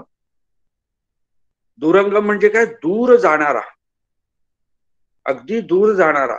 म्हणजे बघा, हे चित्त जर तुम्ही बघितलं तर बसल्या बसल्या कुठल्या तरी गावाला पण जाऊन येतं, किंवा कुठल्या ग्रहावर पण ती जाऊन येते, किंवा कुठल्या तरी मित्राला म्हणा किंवा नातेवाईकाला भेटून पण येते. अशा प्रकारे हे चित्र जे आहे, आपलं चित्त जे आहे हे दूर दूर जाणार आहे. म्हणजे आपल्याला ते दूरवर असणारं जे आलंबन आहे म्हणजे ऑब्जेक्ट, जे त्याचा जो विषय आहे त्याचा तो स्वीकार करून येतो हे चित्त. असे हे चित्त आहे. म्हणून त्या चित्ताला दुरंगमं म्हणजे दूर दूर जाणारा. भगवान बुद्ध सुद्धा आपले चित्त जे आहे ते सकाळी उठल्यानंतर म्हणजे शेवटच्या प्रहरी काय करत होते? अवलोकन करत होते चित्ताच्या द्वारे. तर भगवान बुद्ध सुद्धा या चित्ताच्या द्वारे सर्व ठिकाणी फिरून येत होते, अवलोकन करून येत होते. या सर्व लोकांचं अवलोकन करत होते, त्याचा अभ्यास करत होते. कोण कुठे आहे, कोण काय करता आहे किंवा कोणाला धम्माची आवश्यकता आहे, या सगळ्या प्रकारचं अवलोकन करून भगवान बुद्ध नंतर त्या व्यक्तीकडे जात होते किंवा त्या ठिकाणी जात होते. तर हे प्रॅक्टिसचा भाग आहे. तुम्हाला तुमचं चित्त जितकं प्युरिफाईड होईल तितक्या त्या चित्ताच्या माध्यमातून तुम्हाला अवलोकन करणं हे सोपं जाईल. त्यानंतर दुसरं सांगितलंय चित्ताचं गुणधर्म भगवान बुद्धांनी एकचरण, म्हणजे एकटाच उत्पन्न होणारा, एकटाच जाणारा. जर तुम्ही जर बघा, जर स्वतःचं चित्ताचं जर परीक्षण केलं तर चित्त हे नेमकं एकच प्रकारचं चित्त एकाच वेळी उत्पन्न होत असतं. काय? एकाच प्रकारचं चित्त एकाच वेळी उत्पन्न होत असतं. आता उदाहरणार्थ मी जेवण करतो असं चित्तामध्ये उत्पन्न झाल्यानंतर मला जेवण करायला पाहिजे, तर हे एकच प्रकारचं विचार जो आहे तो विचार तुमच्या मनामध्ये उत्पन्न झाला. म्हणजेच काय? एकचरण, म्हणजे दोन दोन विचार एका वेळेस मनामध्ये चित्तामध्ये उत्पन्न होत नाही. जसं की मी आता जेवण करतो किंवा करेल, त्याचबरोबर मी आता डान्स पण करेल किंवा नाचेल, हे दोन्ही विचार जे आहे हे एकत्र कधीही उत्पन्न होऊ शकत नाही. एक तर मी आता नृत्य करेल किंवा एक तर मी जेवण करेल. अशा प्रकारे हा जो चित्त जे आहे हा एकच प्रकारचं विचार उत्पन्न करू शकतो. तर या ठिकाणी म्हणून भगवान बुद्धांनी त्याला काय म्हटलेलं आहे? एकचरण, म्हणजे दुसऱ्याचा कोणताही सोबत न घेता अशा प्रकारे हे चित्त उत्पन्न होत असतात. त्यानंतर भगवान बुद्धांनी ह्या चित्ताला अशरीरं म्हटलेलं आहे, कारण ह्या चित्ताला कोणत्या प्रकारचे शरीर नाही, त्याला कुठल्या प्रकारचा वर्ण नाही, म्हणजे तो काळा नाही का पांढरा नाही का निळा नाही का पिवळा नाही, म्हणजे तो दिसतच नाही आपल्याला, तो अशरीर आहे, म्हणून त्याला अशरीरं म्हटलेलं आहे. आणि नंतर भगवान बुद्धांनी ह्या चित्ताला काय म्हटलेलं आहे? गुहाशयम. आता हा शब्द जो आहे हा अतिशय महत्वाचा आहे, याच्यातनं आपल्याला भरपूर माहिती मिळू शकते. तर हा गुहाशयम जो शब्द जो आहे, हा गुहा म्हणजे काय? की एकूण 4 महाभूत जे आहेत त्याला गुहा म्हटलेलं आहे. आणि याच ठिकाणी ह्या 4 महाभूतांपासून बनलेलं जे शरीर आहे त्या शरीरामधलं जे हृदय जे आहे त्याला गुहा म्हटलं गेलेलं आहे, त्याला गुहा मानलं गेलेलं आहे. आणि हे जे हृदय जे आहे ते हृदय चित्ताचं काय आहे? आश्रय स्थान आहे. काय आहे? चित्त कुठून, जर तुम्हाला कोणी विचारलं की चित्त कुठून उत्पन्न होतं, तर बरेचसे लोक डोकं सांगतील, मन सांगतील, परंतु अभिधम्माच्या शिकवणीप्रमाणे चित्ताचं आश्रयस्थान जे आहे ते काय आहे? गुहाशय. आणि गुहाशय कोणाला म्हटलेलं आहे? हृदयाला म्हटलेलं आहे. आपण बऱ्याच वेळा बघा म्हणतो की माझ्या मनामधून माझ्या हृदयातून असा एक विचार उत्पन्न होतो आहे, असं बऱ्याच वेळा म्हणतो. किंवा हिंदीमध्ये आपण असं म्हणतो, मैं मेरे दिल से कहता हूं. आणि हिंदीमध्ये दिल म्हणजे काय? हृदय. मैं मेरे दिल से कहता हूं असंही आपण म्हणतो. तर खऱ्या अर्थाने जे चित्त जे आहे त्याची उत्पत्ती जी आहे ती उत्पत्ती कुठून होत असते? हृदयातून होत असते.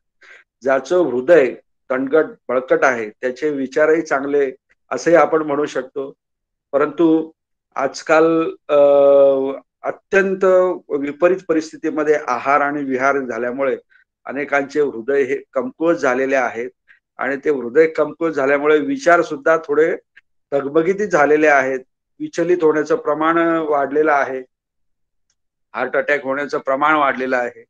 ह्या गोष्टी मे बी कनेक्टेड होऊ शकतात, म्हणजे मी असा दावा करत नाही, परंतु ह्या गोष्टी कनेक्टेड होऊ शकतात. म्हणून भगवान बुद्धांनी चित्ताचा जो गुणधर्म गुहाशय जो सांगितलेला आहे तो अतिशय महत्वाचा आहे. आणि मी तर तुम्हाला आधीच सांगितलेलं आहे, गृहस्थांसाठी काय सांगितलेलं आहे उपदेश, की चित्ताचं तुम्ही काय करा? संयम करा. आणि या चित्ताचं संयम करून मोक्षापासून, आपलं मारबंधनापासून तुम्ही काय व्हा? मुक्त व्हा. हे सांगितल्यानंतर, बुद्धांनी हे सांगितल्यानंतर तो जो भागिनेय संगरक्षित भिक्खू जो आहे त्याला काय सोतापन्न होतं, काय प्राप्त होतं, सोतापत्ती फल प्राप्त होतं. म्हणजे बघा भगवान बुद्धांच्या धम्मदेशनामध्ये किंवा सांगण्यामध्ये किती ताकद आहे. भगवान बुद्धांचा धम्म ऐकत असताना बरेचसे लोक सोतापत्ती 80-80 हजार लोक एकाच वेळेस सोतापत्ती फल प्राप्त करत असायचे. आता हे नेमकं सोतापत्ती फल काय आहे हे बऱ्याच जणांना माहित आहे. कारण आतापर्यंत बरेच जे स्कॉलर जे आहेत किंवा व्याख्याते आहेत त्यांनी याचा उल्लेख केलाच असेल. परंतु सोतापत्ती मार्गाला आरूढ झालेला जो व्यक्ती जो असतो तो 4 अपायगतीतून मुक्त होतो, एवढं मी इथे सांगू शकतो. कारण जे 4 अपायगत जे आहेत म्हणजे निरय, प्रेत, असुर वगैरे जे आहेत त्याच्यातनं तो मुक्त होतो. म्हणजे त्या तिथे तो जन्म घेत नाही आणि पुढील 7 जन्मामध्ये हा व्यक्ती 101% निब्बाणाला जातो किंवा मोक्ष पावतो पुढील 7 वर्ष. असा ही एक अवस्था आहे.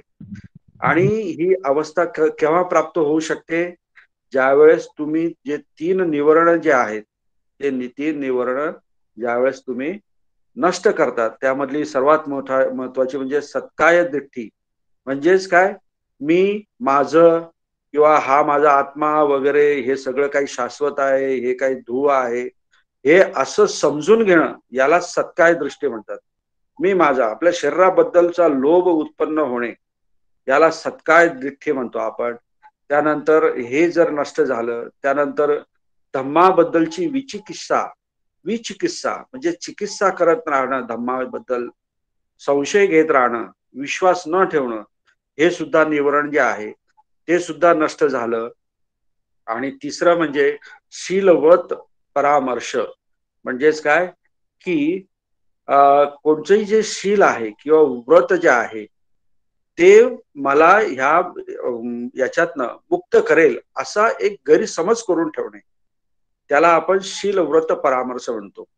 तर त्याच्यामध्ये आसक्त होणे त्या शीलामध्ये किंवा व्रतामध्ये. शील म्हणजे काय, दुसऱ्या प्रकार पंचशील नाही. तर हे जे काही 3 निवरण जे आहेत ते नष्ट झाल्यानंतर तुम्हाला सोतापत्ती मार्गामध्ये त्या तुम्ही आरूढ होतात. म्हणजेच काय, सोत म्हणजे काय, श्रोत, आपत्ती म्हणजे प्राप्त करणे, आणि मग्ग म्हणजे मार्ग, आणि चित्त, सोतापत्ती मग्ग चित्तन तुम्हाला त्या ठिकाणी प्राप्त होते. म्हणजेच काय, तुम्ही त्या प्रवाहामध्ये तुम्ही पडतात आणि निब्बाणाच्या मार्गाला तुम्ही जातात. अशा प्रकारे हा सोतापत्ती मार्ग आहे किंवा फल आहे. जसं की आपली गंगा नदी आहे, हिमालयातून तिचा स्रोत उगम पावतो आणि ती कुठे जाते, समुद्राकडे वाहत वाहत जाते. तसाच व्यक्ती सुद्धा धम्मामध्ये हे 3 निवरण जे आहेत हे नष्ट केल्यानंतर तो स्रोतामध्ये पडतो आणि पुढे मग आर्य अष्टांग आपलं 8 पुरुष पुद्गलाचा जो मार्ग जो आहे त्या मार्गामध्ये मार्ग आणि फलाच्या मार्गाच्या माध्यमातून निब्बाणाकडे पोहोचतो. अशा प्रकारे हे सोतापत्ती फल जे आहे त्या याला प्राप्त होते. आपला भिक्खू भागिनीय थेर जो आहे संगरक्षित त्याला ते प्राप्त होतं. तर अशा प्रकारे ह्या सर्व दोन्ही गाथांचा अर्थ आहे.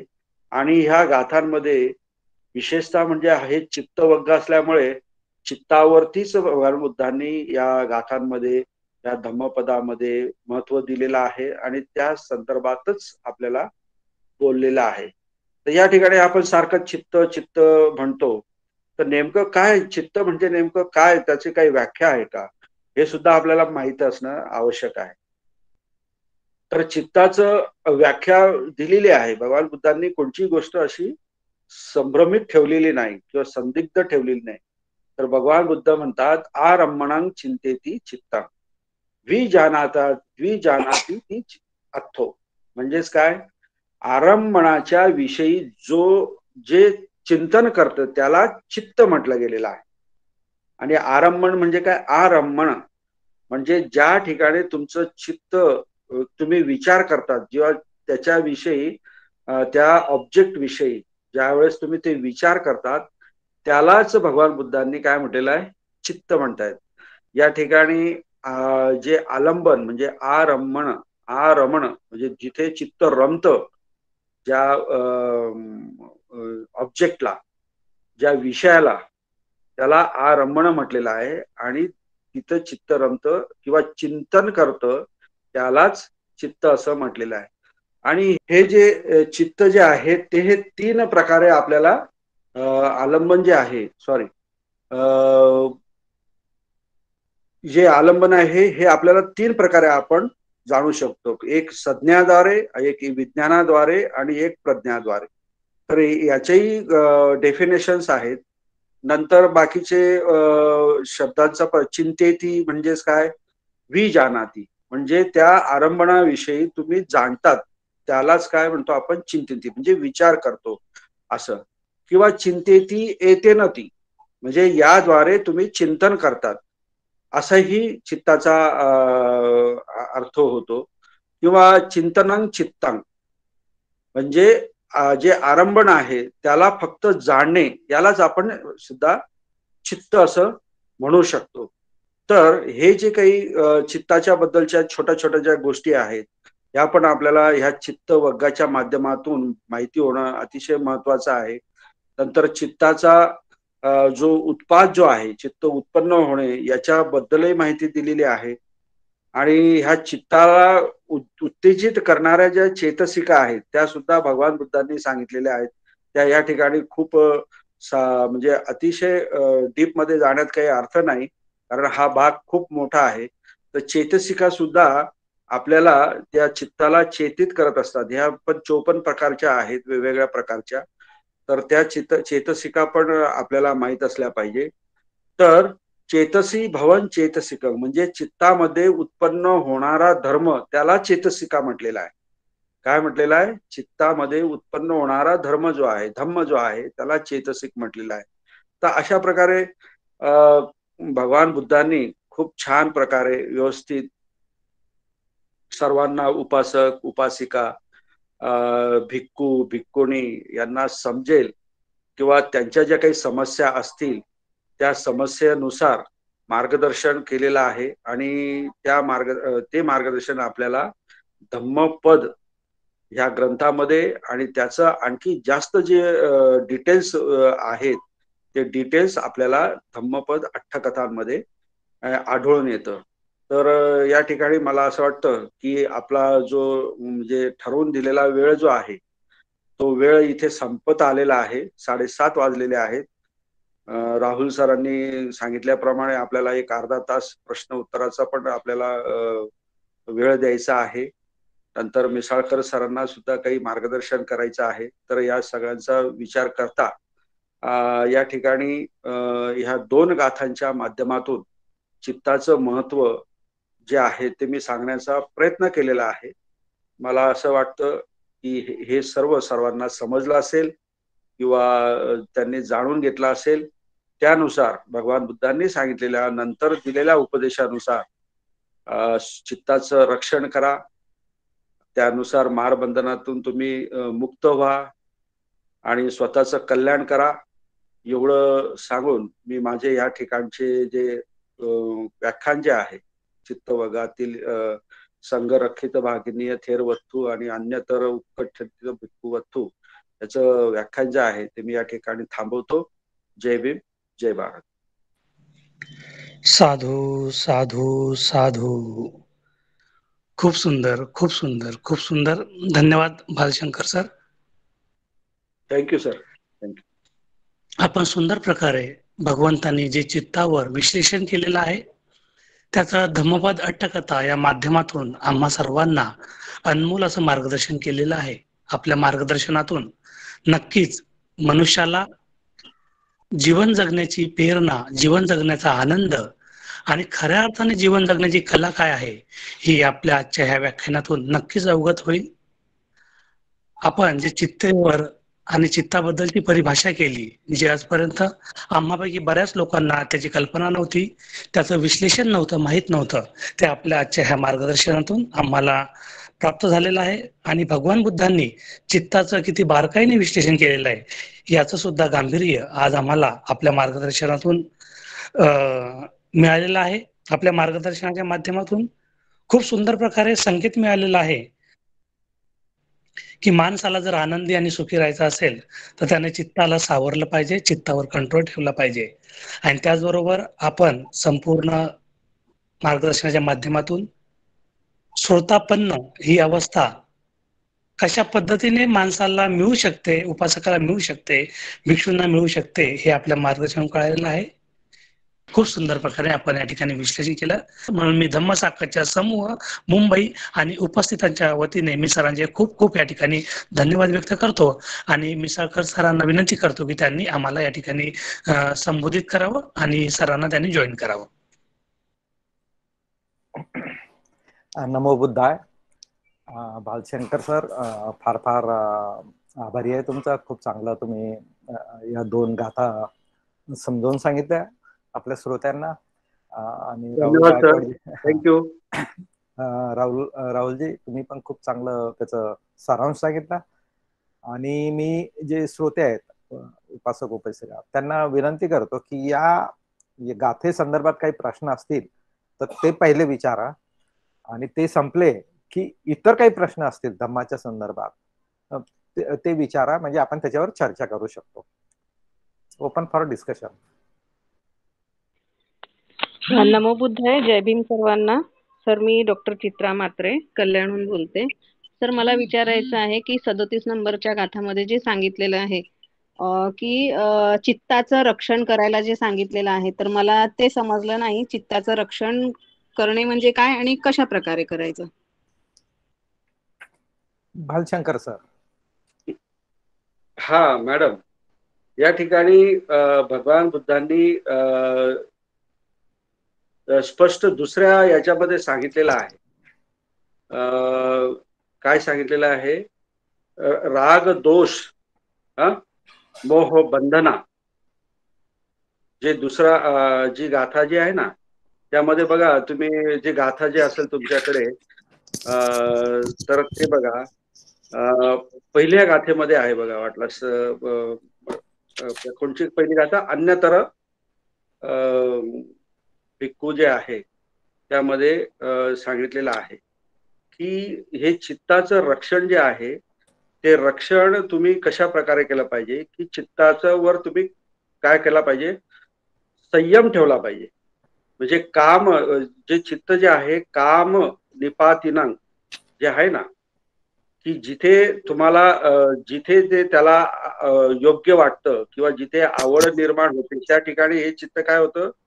जाऊन पडतं. म्हणजे ते त्याचा स्वीकार करतं आणि ते फार चतुर आहे. तर त्याला तुम्ही ह्या काम जे आहेत, म्हणजे 6 आयतन जे आहेत, या 6 आयतनांपासून तुम्ही काय ठेवलं पाहिजे?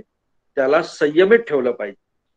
म्हणजे एखादी गोष्ट जर तुम्हाला खूपच आवडत असेल बघायला, तर त्याच्यामध्ये तुम्ही अतिशयोक्ती न करता तुम्ही त्याच्यामध्ये तुम्ही संयमित राहिलं पाहिजे. एखादी गोष्ट खायला तुम्हाला खूप आवडते, तर त्याच्यामध्ये तुम्ही संयमित राहिलं पाहिजे. तर हा संयम करणं म्हणजेच चित्ताचं रक्षण करणं, आणि तेही कुठे? काम, म्हणजे हे 6 आयतन आणि त्याच्यामध्ये जे विषय जे आहेत, दिलेले विषय जे आहेत, म्हणजे कान हा जो इंद्रिय जो आहे तो ऐकण्याचं काम करतो. जर एखादी गोष्ट जर तुम्हाला, म्हणजे व्यक्तीला काय आपली प्रशंसा ऐकणं फार आवडतं, सारखं सारखं सारखं ते ऐकल्यानंतर त्याला फार चांगलं वाटतं. परंतु एखाद्या वेळेस जर निंदा त्याच्या कानावरती पडली तर मग तो काय होतो? दुःखी होतो किंवा त्याला द्वेष निर्माण होतो. तर या ठिकाणी तुम्हाला तुमचं चित्त काय करायचंय? तुम्हाला संयमित ठेवायचं आहे. त्याचप्रमाणे बघण्याच्या बाबतीमध्येही तेच तुम्हाला करायचं आहे. एखादी चांगली गोष्ट ठेवली तर तुम्ही अति त्याचं सेवन न करता तुमचं चित्त तुम्ही त्या ठिकाणी संयमित ठेवलं पाहिजे. तर असे हे गंध आहे. नंतर जिभेचा विषय जो आहे तो रस आहे, म्हणजे चव जे आहे, जे छान लागतं ते खात राहणे, खात राहणे. आईस्क्रीम खूप छान लागते म्हणून सारखं खात राहणे, तर त्यातून तुम्हाला दुःखच उत्पन्न होणार नाही. सर्दी होणार, ताप होणार, नंतरचे परिणाम तुम्हाला त्याचे भोगावे लागणार. तर हे जे कामाच्या संदर्भामध्ये भगवान बुद्धांनी जे सांगितलेलं आहे, विषय आणि त्याचे कार्य जे सांगितलेले आहे किंवा इंद्रिय सांगितले, तर याच्यावरती चित्ताद्वारे तुम्ही काय केलं पाहिजे, संयम ठेवला पाहिजे, चित्ताला तुम्ही कंट्रोल केला पाहिजे. अशा प्रकारे भगवान बुद्धांनी या ठिकाणी उपदेश केलेला आहे. आणि भगवान बुद्धांनी हे पण सांगितलेलं आहे की हे कोण करू शकतं, मेधावी म्हणजेच काय, वाईज पर्सन हे करू शकतो. आणि हा वाईज पर्सन म्हणजे प्रज्ञान व्यक्ती कशामुळे करू शकतो, फक्त श्रद्धा, नंतर शील, समाधी आणि प्रज्ञा या गोष्टी प्राप्त केल्यानंतरच हा व्यक्ती मेधावी होतो. आणि हा मेधावी व्यक्ती ह्या आपल्या चित्ताचं काय करत असतो, रक्षा करत असतो. आणि हे रक्षा करणं हे केव्हाही काय आहे, सुखावह आहे, हे भगवान बुद्धांनी सांगितलेलं आहे.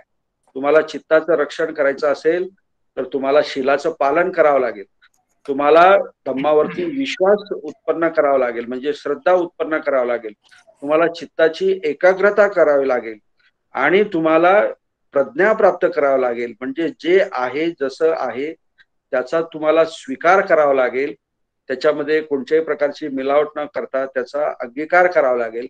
या सगळ्या गोष्टी तुम्हाला करत असताना हळूहळू तुम्हाला चित्ताचं रक्षण कसं करायचं किंवा चित्ताचं रक्षण तुमचं कसं होईल हे तुम्हाला समजत जाईल. तर हा आणि या ठिकाणी शक्यतो भगवान बुद्धांनी जे काम जे आहे त्याच्यात जर तुमचा मिथ्या आचार असला तर तुम्ही त्याला बळी पडतात आणि तिथे तुम्ही हे संयम ठेवला पाहिजे. जे भगवान बुद्धांनी जे आश्रव सांगितलेले आहेत त्या आश्रव सुद्धा ते कसे नष्ट करायचे किंवा त्याच्यापासून लांब कसं यायचं ते 7 प्रकारे सांगितले आहेत. त्याच्यामध्ये हा एक संवर नावाचा प्रकार आहे, म्हणजे कंट्रोल करणे हा सांगितलेला आहे. तर तुम्ही कंट्रोल म्हणजे कशात, कामामध्ये कंट्रोल करणे. काम म्हणजे काय, जे 6 इंद्रिय आणि त्यांचे जे विषय जे आहेत त्या विषयावरती तुम्हाला संयमन करावं लागेल. ओके. हा, धन्यवाद सर. आपण बघितलं आतापर्यंत किती कथा बघितल्या की एकदा प्रवर्जित झालो आपण है ना, म्हणजे संघात सामील झाला एखादा भिक्खू म्हणजे तो आरंत झाला असं काही होत नाही. त्यांना खूप अडचणी येतात ध्यान करताना. कधी त्यांना आपल्या पहिल्या पत्नीची आठवण येते, तर अजून काही कधी एखाद्याची झोपडीत जळते, किंवा मग काही कधी भिक्खू मध्ये भांडणं पण होतात, जे कच्चे भिक्खू असतात ना श्रमण, कधी कधी काही कारणामुळे. कधी कधी आपण ते कौसंबिक वत्तू मध्ये बघितलं की एक विनयधर असतो आणि एक आपला त्रिपिटक सुत्तधर असतो, यांच्यातही वादविवाद होतात. जे जे कच्चे भिक्खू असतात ना, जे कोणत्याच लेवलला पोहोचले नाहीये आणि त्यात ते वादविवाद करतात. तर जेव्हा आपण रोजचं जीवन जगतो की नाही, तर आपले जे इंद्रिय आहे ते आपल्याला इनपुट देत राहतात नेहमी. आपण म्हणजे सांसारिक जीवनात राहतो आपण उपासक उपासिका म्हणून, जेव्हा ते इनपुट देतात ना तर त्यानुसार आपण वागत असतो. म्हणजे ते जे इनपुट आहे आपल्या म्हणजे इंद्रियाद्वारे, म्हणजे चांगलं बघणं, चांगलं ऐकणं, चांगलं खाणं है ना, चांगला स्पर्श, ह्या ज्या गोष्टी आहे ना त्या नेहमी आगीत तेल टाकणाऱ्यासारखा असतात. म्हणजे जो अग्नी असतो ना त्यात तेल टाकत राहिला की तो अग्नी वाढत राहतो. तसे याच्यापासून जे विषय तयार होतात ना, म्हणजे डोळ्यापासून किंवा कानापासून जे जे विषय तयार होतात ना, जे जे आवडीचं आहे ते कधीही न शमणारं असतात आणि मग त्याचा दुष्परिणाम होतात असं बुद्ध नेहमी नेहमी सांगतात. म्हणून संवर, कंट्रोल, म्हणजे त्याचे दुष्परिणाम बघा. हे आता तुम्हाला ठीक वाटतंय, म्हणजे आता एक जातक कथा जे शिकवणं चालू आहे ना, त्यात त्यांनी काय सांगितलं की एखादा मनुष्य खूप पाप करतो आणि पापामध्ये त्याला खूप आनंद मिळतो, त्याला काही त्रासही होत नाहीये. आपण म्हणतो यार एवढा वाईट कर्म करूनही त्याचं काहीच बिघडत नाही.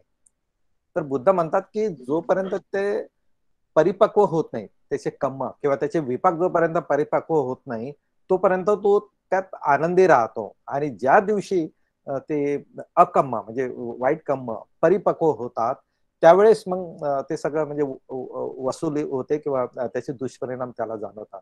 म्हणून काम भोगायचे जे काही आनंद असतो सुरुवातीचा तोपर्यंत तो आनंद घेत राहतो, पण त्याचे दुष्परिणाम त्याला नंतर जाणवतात. आणि बुद्ध आपल्या भिक्खूंना तेच सांगतात.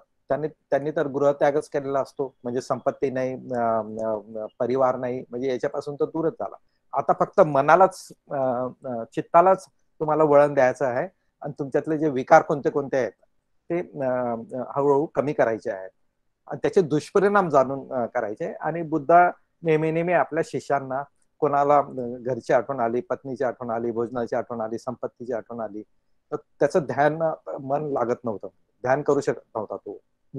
कधी कधी तब्येतही खूप खराब व्हायची. पण बुद्धाकडे गेले की बुद्ध त्यांना सांगायचे की अरे बाबा, याचे हे खूप दुष्परिणाम आहे, तू सगळं सोडून इकडे आलेला आहे, बुद्ध शासनात आलेला आहे, याच्यापासून तू दूर हो या गोष्टीपासून. आणि मग त्यांना कधी कधी आधीच्या जातकथा सांगायच्या, कधी कधी धम्मपद आपल्या अट्टकथा सांगायचे, गाथा सांगायचे, कधी कधी एखादे सुत्त सांगायचे. तर वेगवेगळ्या तऱ्हेनं त्या भिक्खूच्या चित्तामध्ये जे तुफान आलेलं आहे ते शमवण्याचं काम बुद्धाने केलेलं आहे. तर तेच आहे. तर चित्ताचं संवरण तेच आहे की त्याचे दुष्परिणाम जाणून घ्या. तात्पुरते तुम्हाला बरं पण वाटेल, पण म्हणजे एखाद्या भिक्खूने मोठ्या प्रयत्नाने प्रवज्जा घेतली, ध्यान करायला लागला आणि पुन्हा त्याला घरची आठवण आली, मग अर्थ काय त्या याचा? आणि समजून घ्या त्याने सोडला, त्यांना तो संघ सोडला, पुन्हा संसार जीवनात गेला, नंतर पुढे काय? त्याला तेच काम भोगत राहावं लागेल. तर असे बरेच आपल्याला दिसतात की भिक्खू आले गेले संघातून, त्यांना नाही जमलं. तर असं हा जो चित्त संवरण्याचा प्रकार आहे. Next question.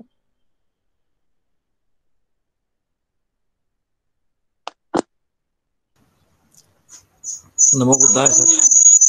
नमो बुद्धाय. माझे 2 प्रश्न आहेत. एक प्रश्न असा, इथे गुहा असा एक शब्द आलाय, ज्याचा स्पष्टीकरण आपण असं दिलेलं आहे की 4 धातूने मिळून बनलेलं ते म्हणजे हृदय शेवटी ते म्हटलेलं आहे.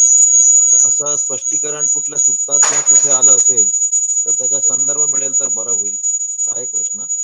दुसरा प्रश्न माझा असा आहे की ते चित्त आणि मन असे दोन्ही शब्द आलेले आहेत.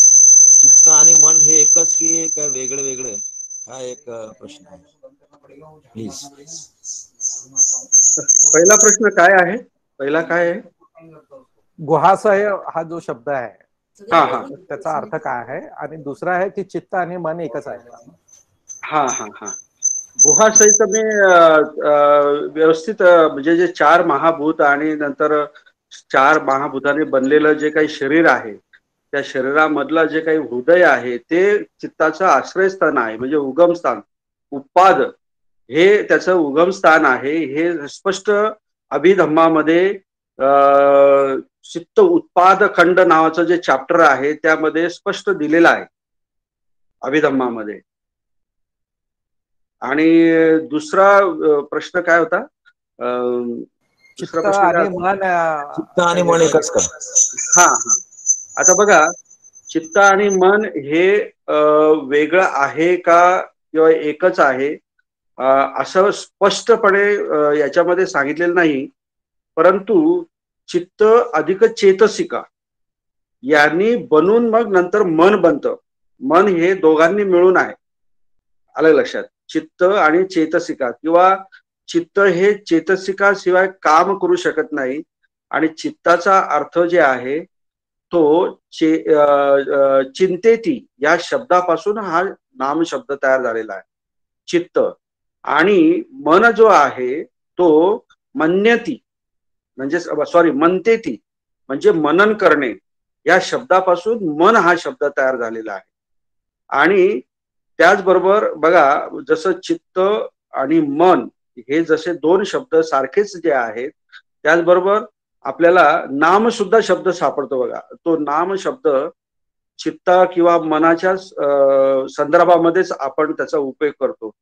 तर नाम हे सुद्धा ज्यावेळेस चित्त अधिक चेतसिका या दोन्ही एकत्र येतात आणि ज्यावेळेस ते तयार होतो, जे चित्त तयार होतो त्याला नाम असं म्हटलेलं आहे. आणि मनुष्याला सुद्धा नाव हे मन म्हणजे मन्यती म्हणजे विचार करणे याच्यापासून मनुष्य हा शब्द सुद्धा त्याच्यातनच तयार झालेला आहे.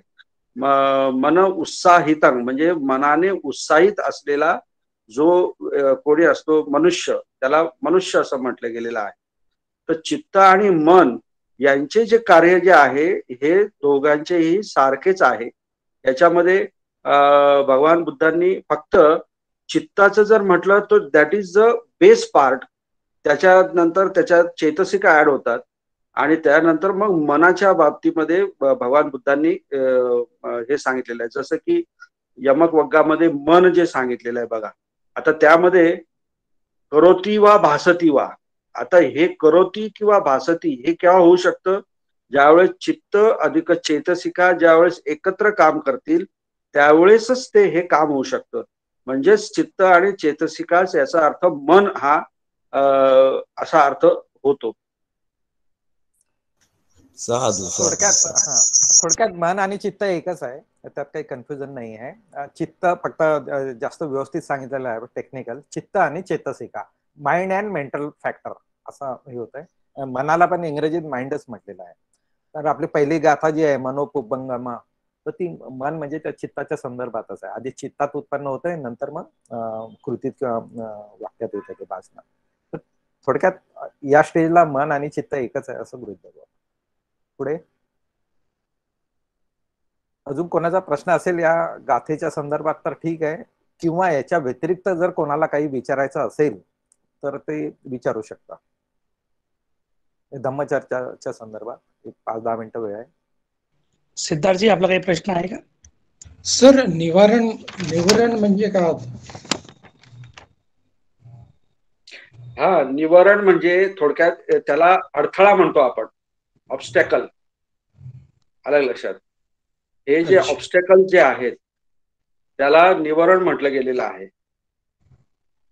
अडथळा म्हणजे धम्म प्राप्त करण्यामध्ये असलेले जे 5 अडथळे जे आहेत त्यालाच निवारण म्हटलेलं आहे. नि आणि आवरण असा शब्द तो तयार झालेला आहे. 5 कुठले अडथळे? हे तुम्हाला आता हे सत्काय दिट्ठी, नंतर तुम्हाला काय परामर्श सांगितलं ना मी, हे 3 विचिकिच्छा, नंतर व्यापाद आणि अभिजा, असे हे जे सांगितलं ना तुम्हाला, ते 5 निवारण आहेत. तर त्याचाही फार मोठा म्हणजे त्याचाही अभ्यास भरपूर आहे.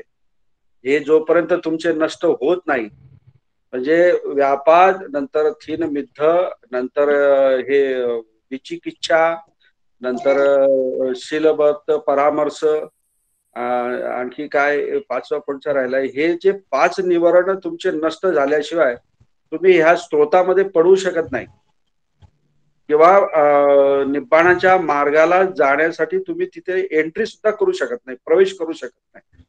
इतकं स्पष्ट भगवान बुद्धांनी सांगितलेलं. हे अडथळे तुम्हाला पार करावेच लागतील किंवा नष्ट करावेच लागतील. हा सर, मी आता रेग्युलर मेडिटेशन करतोय. मला बरेच चांगले रिझल्ट मिळाले आलेत. आणि मला फक्त एक साधा प्रश्न होता माझ्यासोबत, की जी आपली अवस्था असते ना, म्हणजे बुद्ध प्राप्तीवरनं ज्या एक पद म्हणूया, किंवा जे आम्हाला शब्दशः सांगता येणार नाही ते, पण ज्या त्या अवस्था आहेत ना, एक पायऱ्या म्हणून आपण, त्या अवस्थेला काय कंडिशन असते, किंवा त्या लेवल काय असते, पहिली, दुसरी किंवा बुद्ध प्राप्तीवरनं? मग तशी आपल्या जवळपास असे व्यक्ती किती आहेत आपल्या भारतामध्ये किंवा महाराष्ट्रामध्ये, किंवा त्यांची एकूण त्यावेळीची अवस्था कशी असते ज्ञानाची, असं म्हणायचं एक स्टेप. हा, तर या संदर्भामध्ये ना आपले गुरुजी आहेत, गोयंका गुरुजी, तुम्ही हे करतात ना, ध्यान साधना करतात ना, तर त्यांचं एक पुस्तक आहे, त्रिपिटक में सम्यक संबुद्ध. तर त्या पुस्तकामध्ये हे सगळं जे आहे ते फार सुंदर त्यांनी दिलेलं आहे, की तुमचे ज्या अवस्था काय काय नष्ट केल्याने काय काय तुम्हाला कोणती कोणती अवस्था प्राप्त होते. तर या ठिकाणी त्यांनी सांगितलेलं बघा, स्वतःपन्न जर जी अवस्था जी आहे, तुम्हाला पहिले 3 जे निवारण जे आहेत, ती 3 निवारण जे आहेत ते नष्ट केल्यानंतर तुम्हाला त्याची अवस्था प्राप्त होते. आणि ते 3 निवारण मी तुम्हाला सांगितलेले आहेत. आणि याच्याही पुढे ज्या वेळेस व्यक्ती विपश्यनाच्या द्वारे किंवा समाधीच्या द्वारे हे करतो, म्हणजे पुढे जातो, पुष्ट होतो, त्यावेळेस मग त्याचा जो कामछंद जो आहे, कामछंद आणि प्रतीक, ह्या दोन ज्या गोष्टी आहेत 5 निवरणामधल्या, ह्या जर त्यांनी नष्ट केल्या तर मग तो पुढची अवस्था जी आहे सकदागामी, म्हणजे हे 5 निवर्ण पूर्णपणे त्यांनी नष्ट केले तर तो काय कोणत्या अवस्थेमध्ये जातो? सकदागामी अवस्थेमध्ये जातो. आता हेच करत असताना मध्ये मार्ग पण असतो आणि नंतर फल पण असतं. फल प्राप्त केल्यानंतर ती पूर्ण अवस्था असते. मार्गामध्ये तुम्ही प्रॅक्टिस करत असताना त्यावेळेस तुम्हाला अवस्था नसते, तुम्हाला फल प्राप्त झाल्यानंतर मग ते हे करायचं असतं. म्हणजे अशा वेळे जे 2 संयोजन जे आहेत, म्हणजे नंतरचे 2 संयोजन जे सांगितलेले आहेत मी तुम्हाला, ते 2 संयोजन जे आहेत ते नष्ट झाल्यानंतर सकदागामी आणि त्यानंतर पूर्ण, म्हणजे कोणत्याही प्रकारचा विकार न ठेवता जे पुढचे 5 जे संयोजन जे आहेत, ते संयोजन जे आहेत ते नष्ट केल्यानंतर मग तुम्ही अनागामी अवस्था प्राप्त करतात. तर त्यामध्ये बघा, अनागामी अवस्था प्राप्त करण्यासाठी तुम्हाला रूप राग, नंतर अरूप राग, नंतर अहम भाव जो असतो ना, अहम भाव या उदच्च कुकुच्छ आणि नंतर अविद्या. अविद्या तर माहिती आहे तुम्हाला सगळे लोकांना की काय. ह्या सगळ्या 5 संयोजन जे आहेत हे ज्यावेळेस तुम्ही नष्ट करतात त्यावेळेस तुम्ही अहर्त होतात, म्हणजेच काय, निब्बाण प्राप्त करण्यासाठी पात्र होतात. आलं लक्षात? निब्बाण अहर्त ही पण एक अवस्था आहे, ती प्राप्त करण्यास तुम्ही पात्र होतात. आणि जसं जसं तुम्ही विपश्यनाद्वारे ह्या विद्येच्या द्वाराने तुम्ही स्पुष्ट व्हाल, त्यानंतर जे काही तुमचे सगळे आश्रव जे आहेत, कामाश्रव आहे, विभव आश्रव आहेत, नंतर तिसरा आश्रव जो आहे तृष्णा वगैरे जे आहेत, या ज्यावेळेस पूर्ण अशेष, म्हणजे कोणतीही बारीक अनुशय सुद्धा नाही, ती जेव्हा नष्ट होते त्यावेळेस तुम्हाला निब्बाण प्राप्त होतं. सर तर ह्या अशा अवस्था. हो हो हो बोला. ते गोयंका गुरुजींचं पुस्तकांचं नाव काय म्हटलं? पुस्तकाचं नाव मगाशी सम्यक त्रिपिटक में सम्यक संबुद्ध, गोयंका गुरुजी इतकं सुंदर त्यामध्ये विश्लेषण दिलेलं आहे. 8ही ह्या अवस्था ज्या आहे, 8 पुरुष पुद्गला, तर स्वतःपन्न होण्यासाठी काय कोणत्या आपल्याला काम करावं लागेल, नंतर सकदागामीसाठी काय करावं लागेल आणि त्याचे फळ सुद्धा सांगितलेले आहेत. त्याचे तुम्हाला फळ काय प्राप्त होतील ते सुद्धा गोयंका गुरुजींनी सांगितलेले आहेत. तर आणखी मी तुम्हाला थोडक्यात ह्या गोष्टी सांगितल्या. आणि महाराष्ट्रात आणि भारतामध्ये अशा प्रकारचे लोक जे आहेत कुठे सापडतात का किंवा मिळतात का किंवा दिसतात का, या प्रश्नाचं उत्तर मी तरी देऊ शकत नाही. कारण अहर्त प्राप्त केलेला व्यक्ती हा स्वतःर्थ कधीच सांगत नाही की मी अहर्त प्राप्त केलेला आहे. आणि अहर्त प्राप्त केलेला व्यक्तीला ओळखू शकणारे व्यक्ती अजूनपर्यंत आपल्या देशामध्ये म्हणा किंवा आपल्या समाजामध्ये उत्पन्न पण झालेली नाही. कारण तेवढी त्याची चित्ताची अवस्था, म्हणजे ओळखणाऱ्याची पण अवस्था आणि अहर्त प्राप्त केलेल्या व्यक्तीची चित्ताची अवस्था ही खूप मोठ्या हाय लेवलला गेलेल्या असतात. त्यामुळे आपण ते ओळखू शकू की नाही हे मोठा तो विषय आहे. तो आपणच आपल्याला स्वतःला ते समजू शकतो की हा व्यक्ती कोणत्या अवस्थेमध्ये आहे. तुमची तेवढी लेवल वाढली की तुम्हाला ते आपोआपच ज्ञान प्राप्त होत असते आणि तुम्ही ते ओळखत असतात.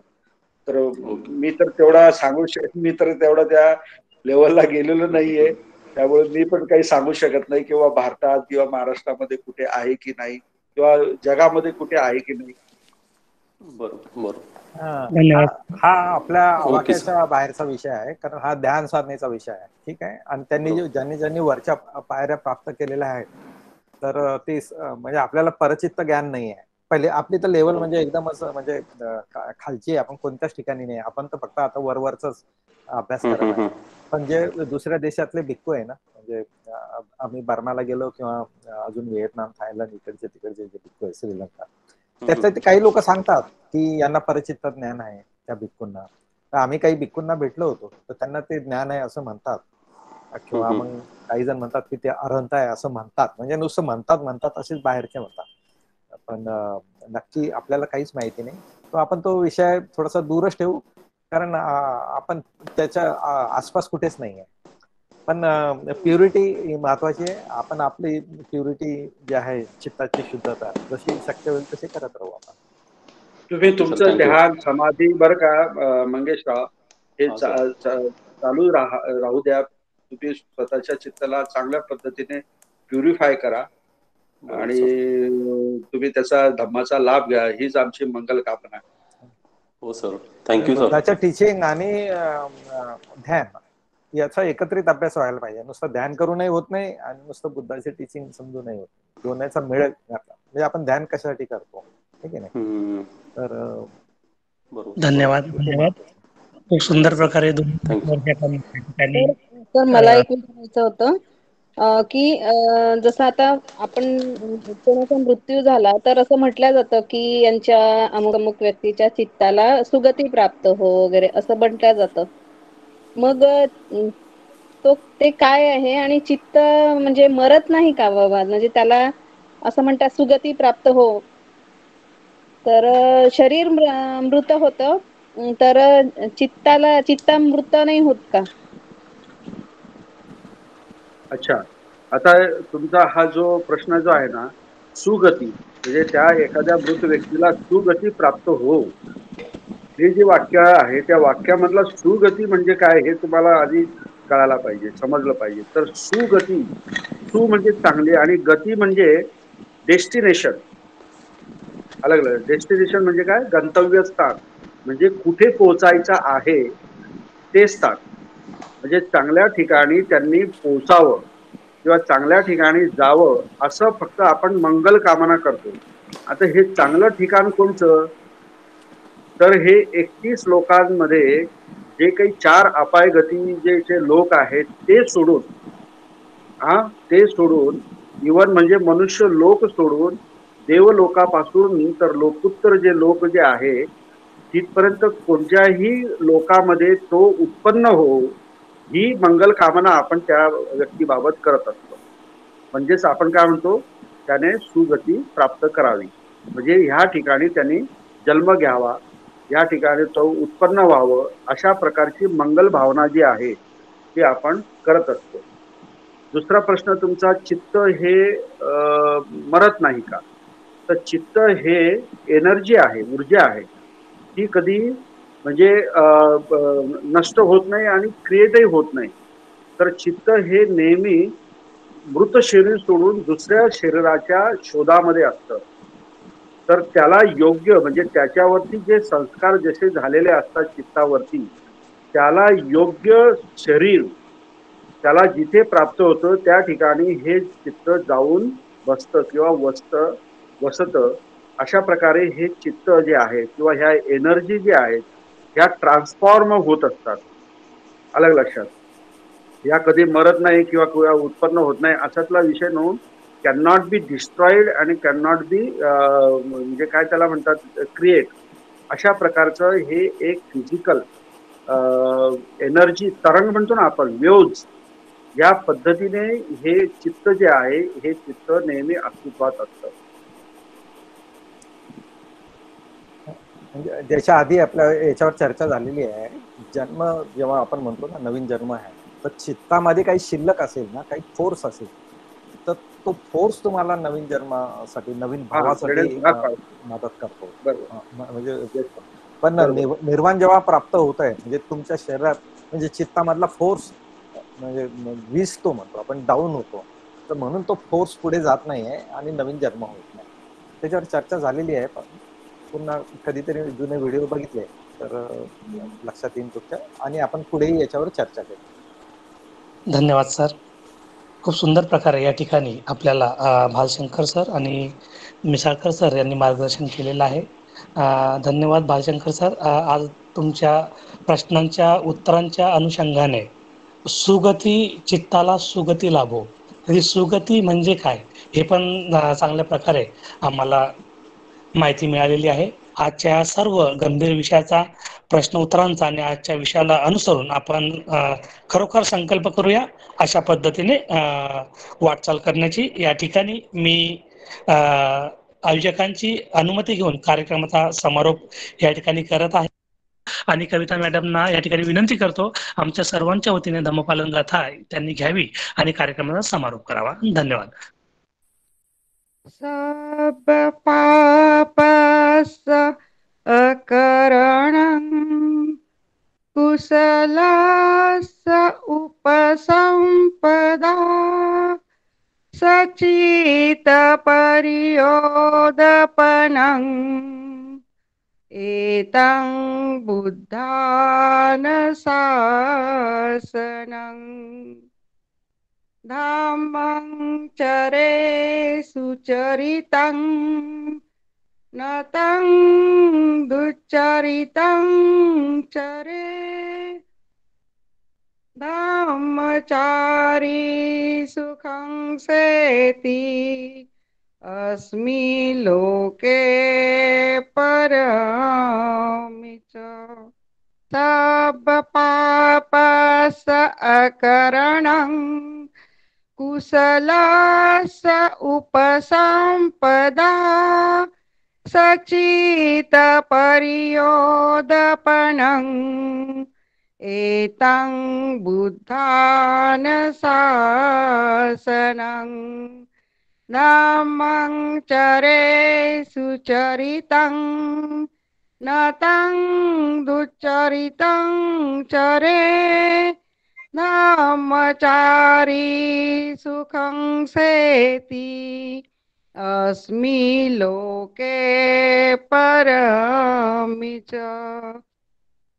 न तावता धम्मधरो यावता बहुभासति योचम्पम्पि सुत्वाणं धम्मं कायेन पश्यति सवे धम्मधरो होति यो धम्मानं पमजति नास्ति मे शरणं अय्यं बुद्धो मे शरणं वरं एतेन सच्चवज्जेन होतु मे जयमङ्गलं नास्ति मे शरणं अय्यं धम्मो मे शरणं वरं एतेन सच्चवज्जेन होतु मे जयमङ्गलं नास्ति मे शरणं अय्यं संघो मे शरणं वरं एतेन सच्चवज्जेन होतु मे जयमङ्गलं नमो बुद्धाय नमो धम्माय नमो संघाय साधु साधु साधु.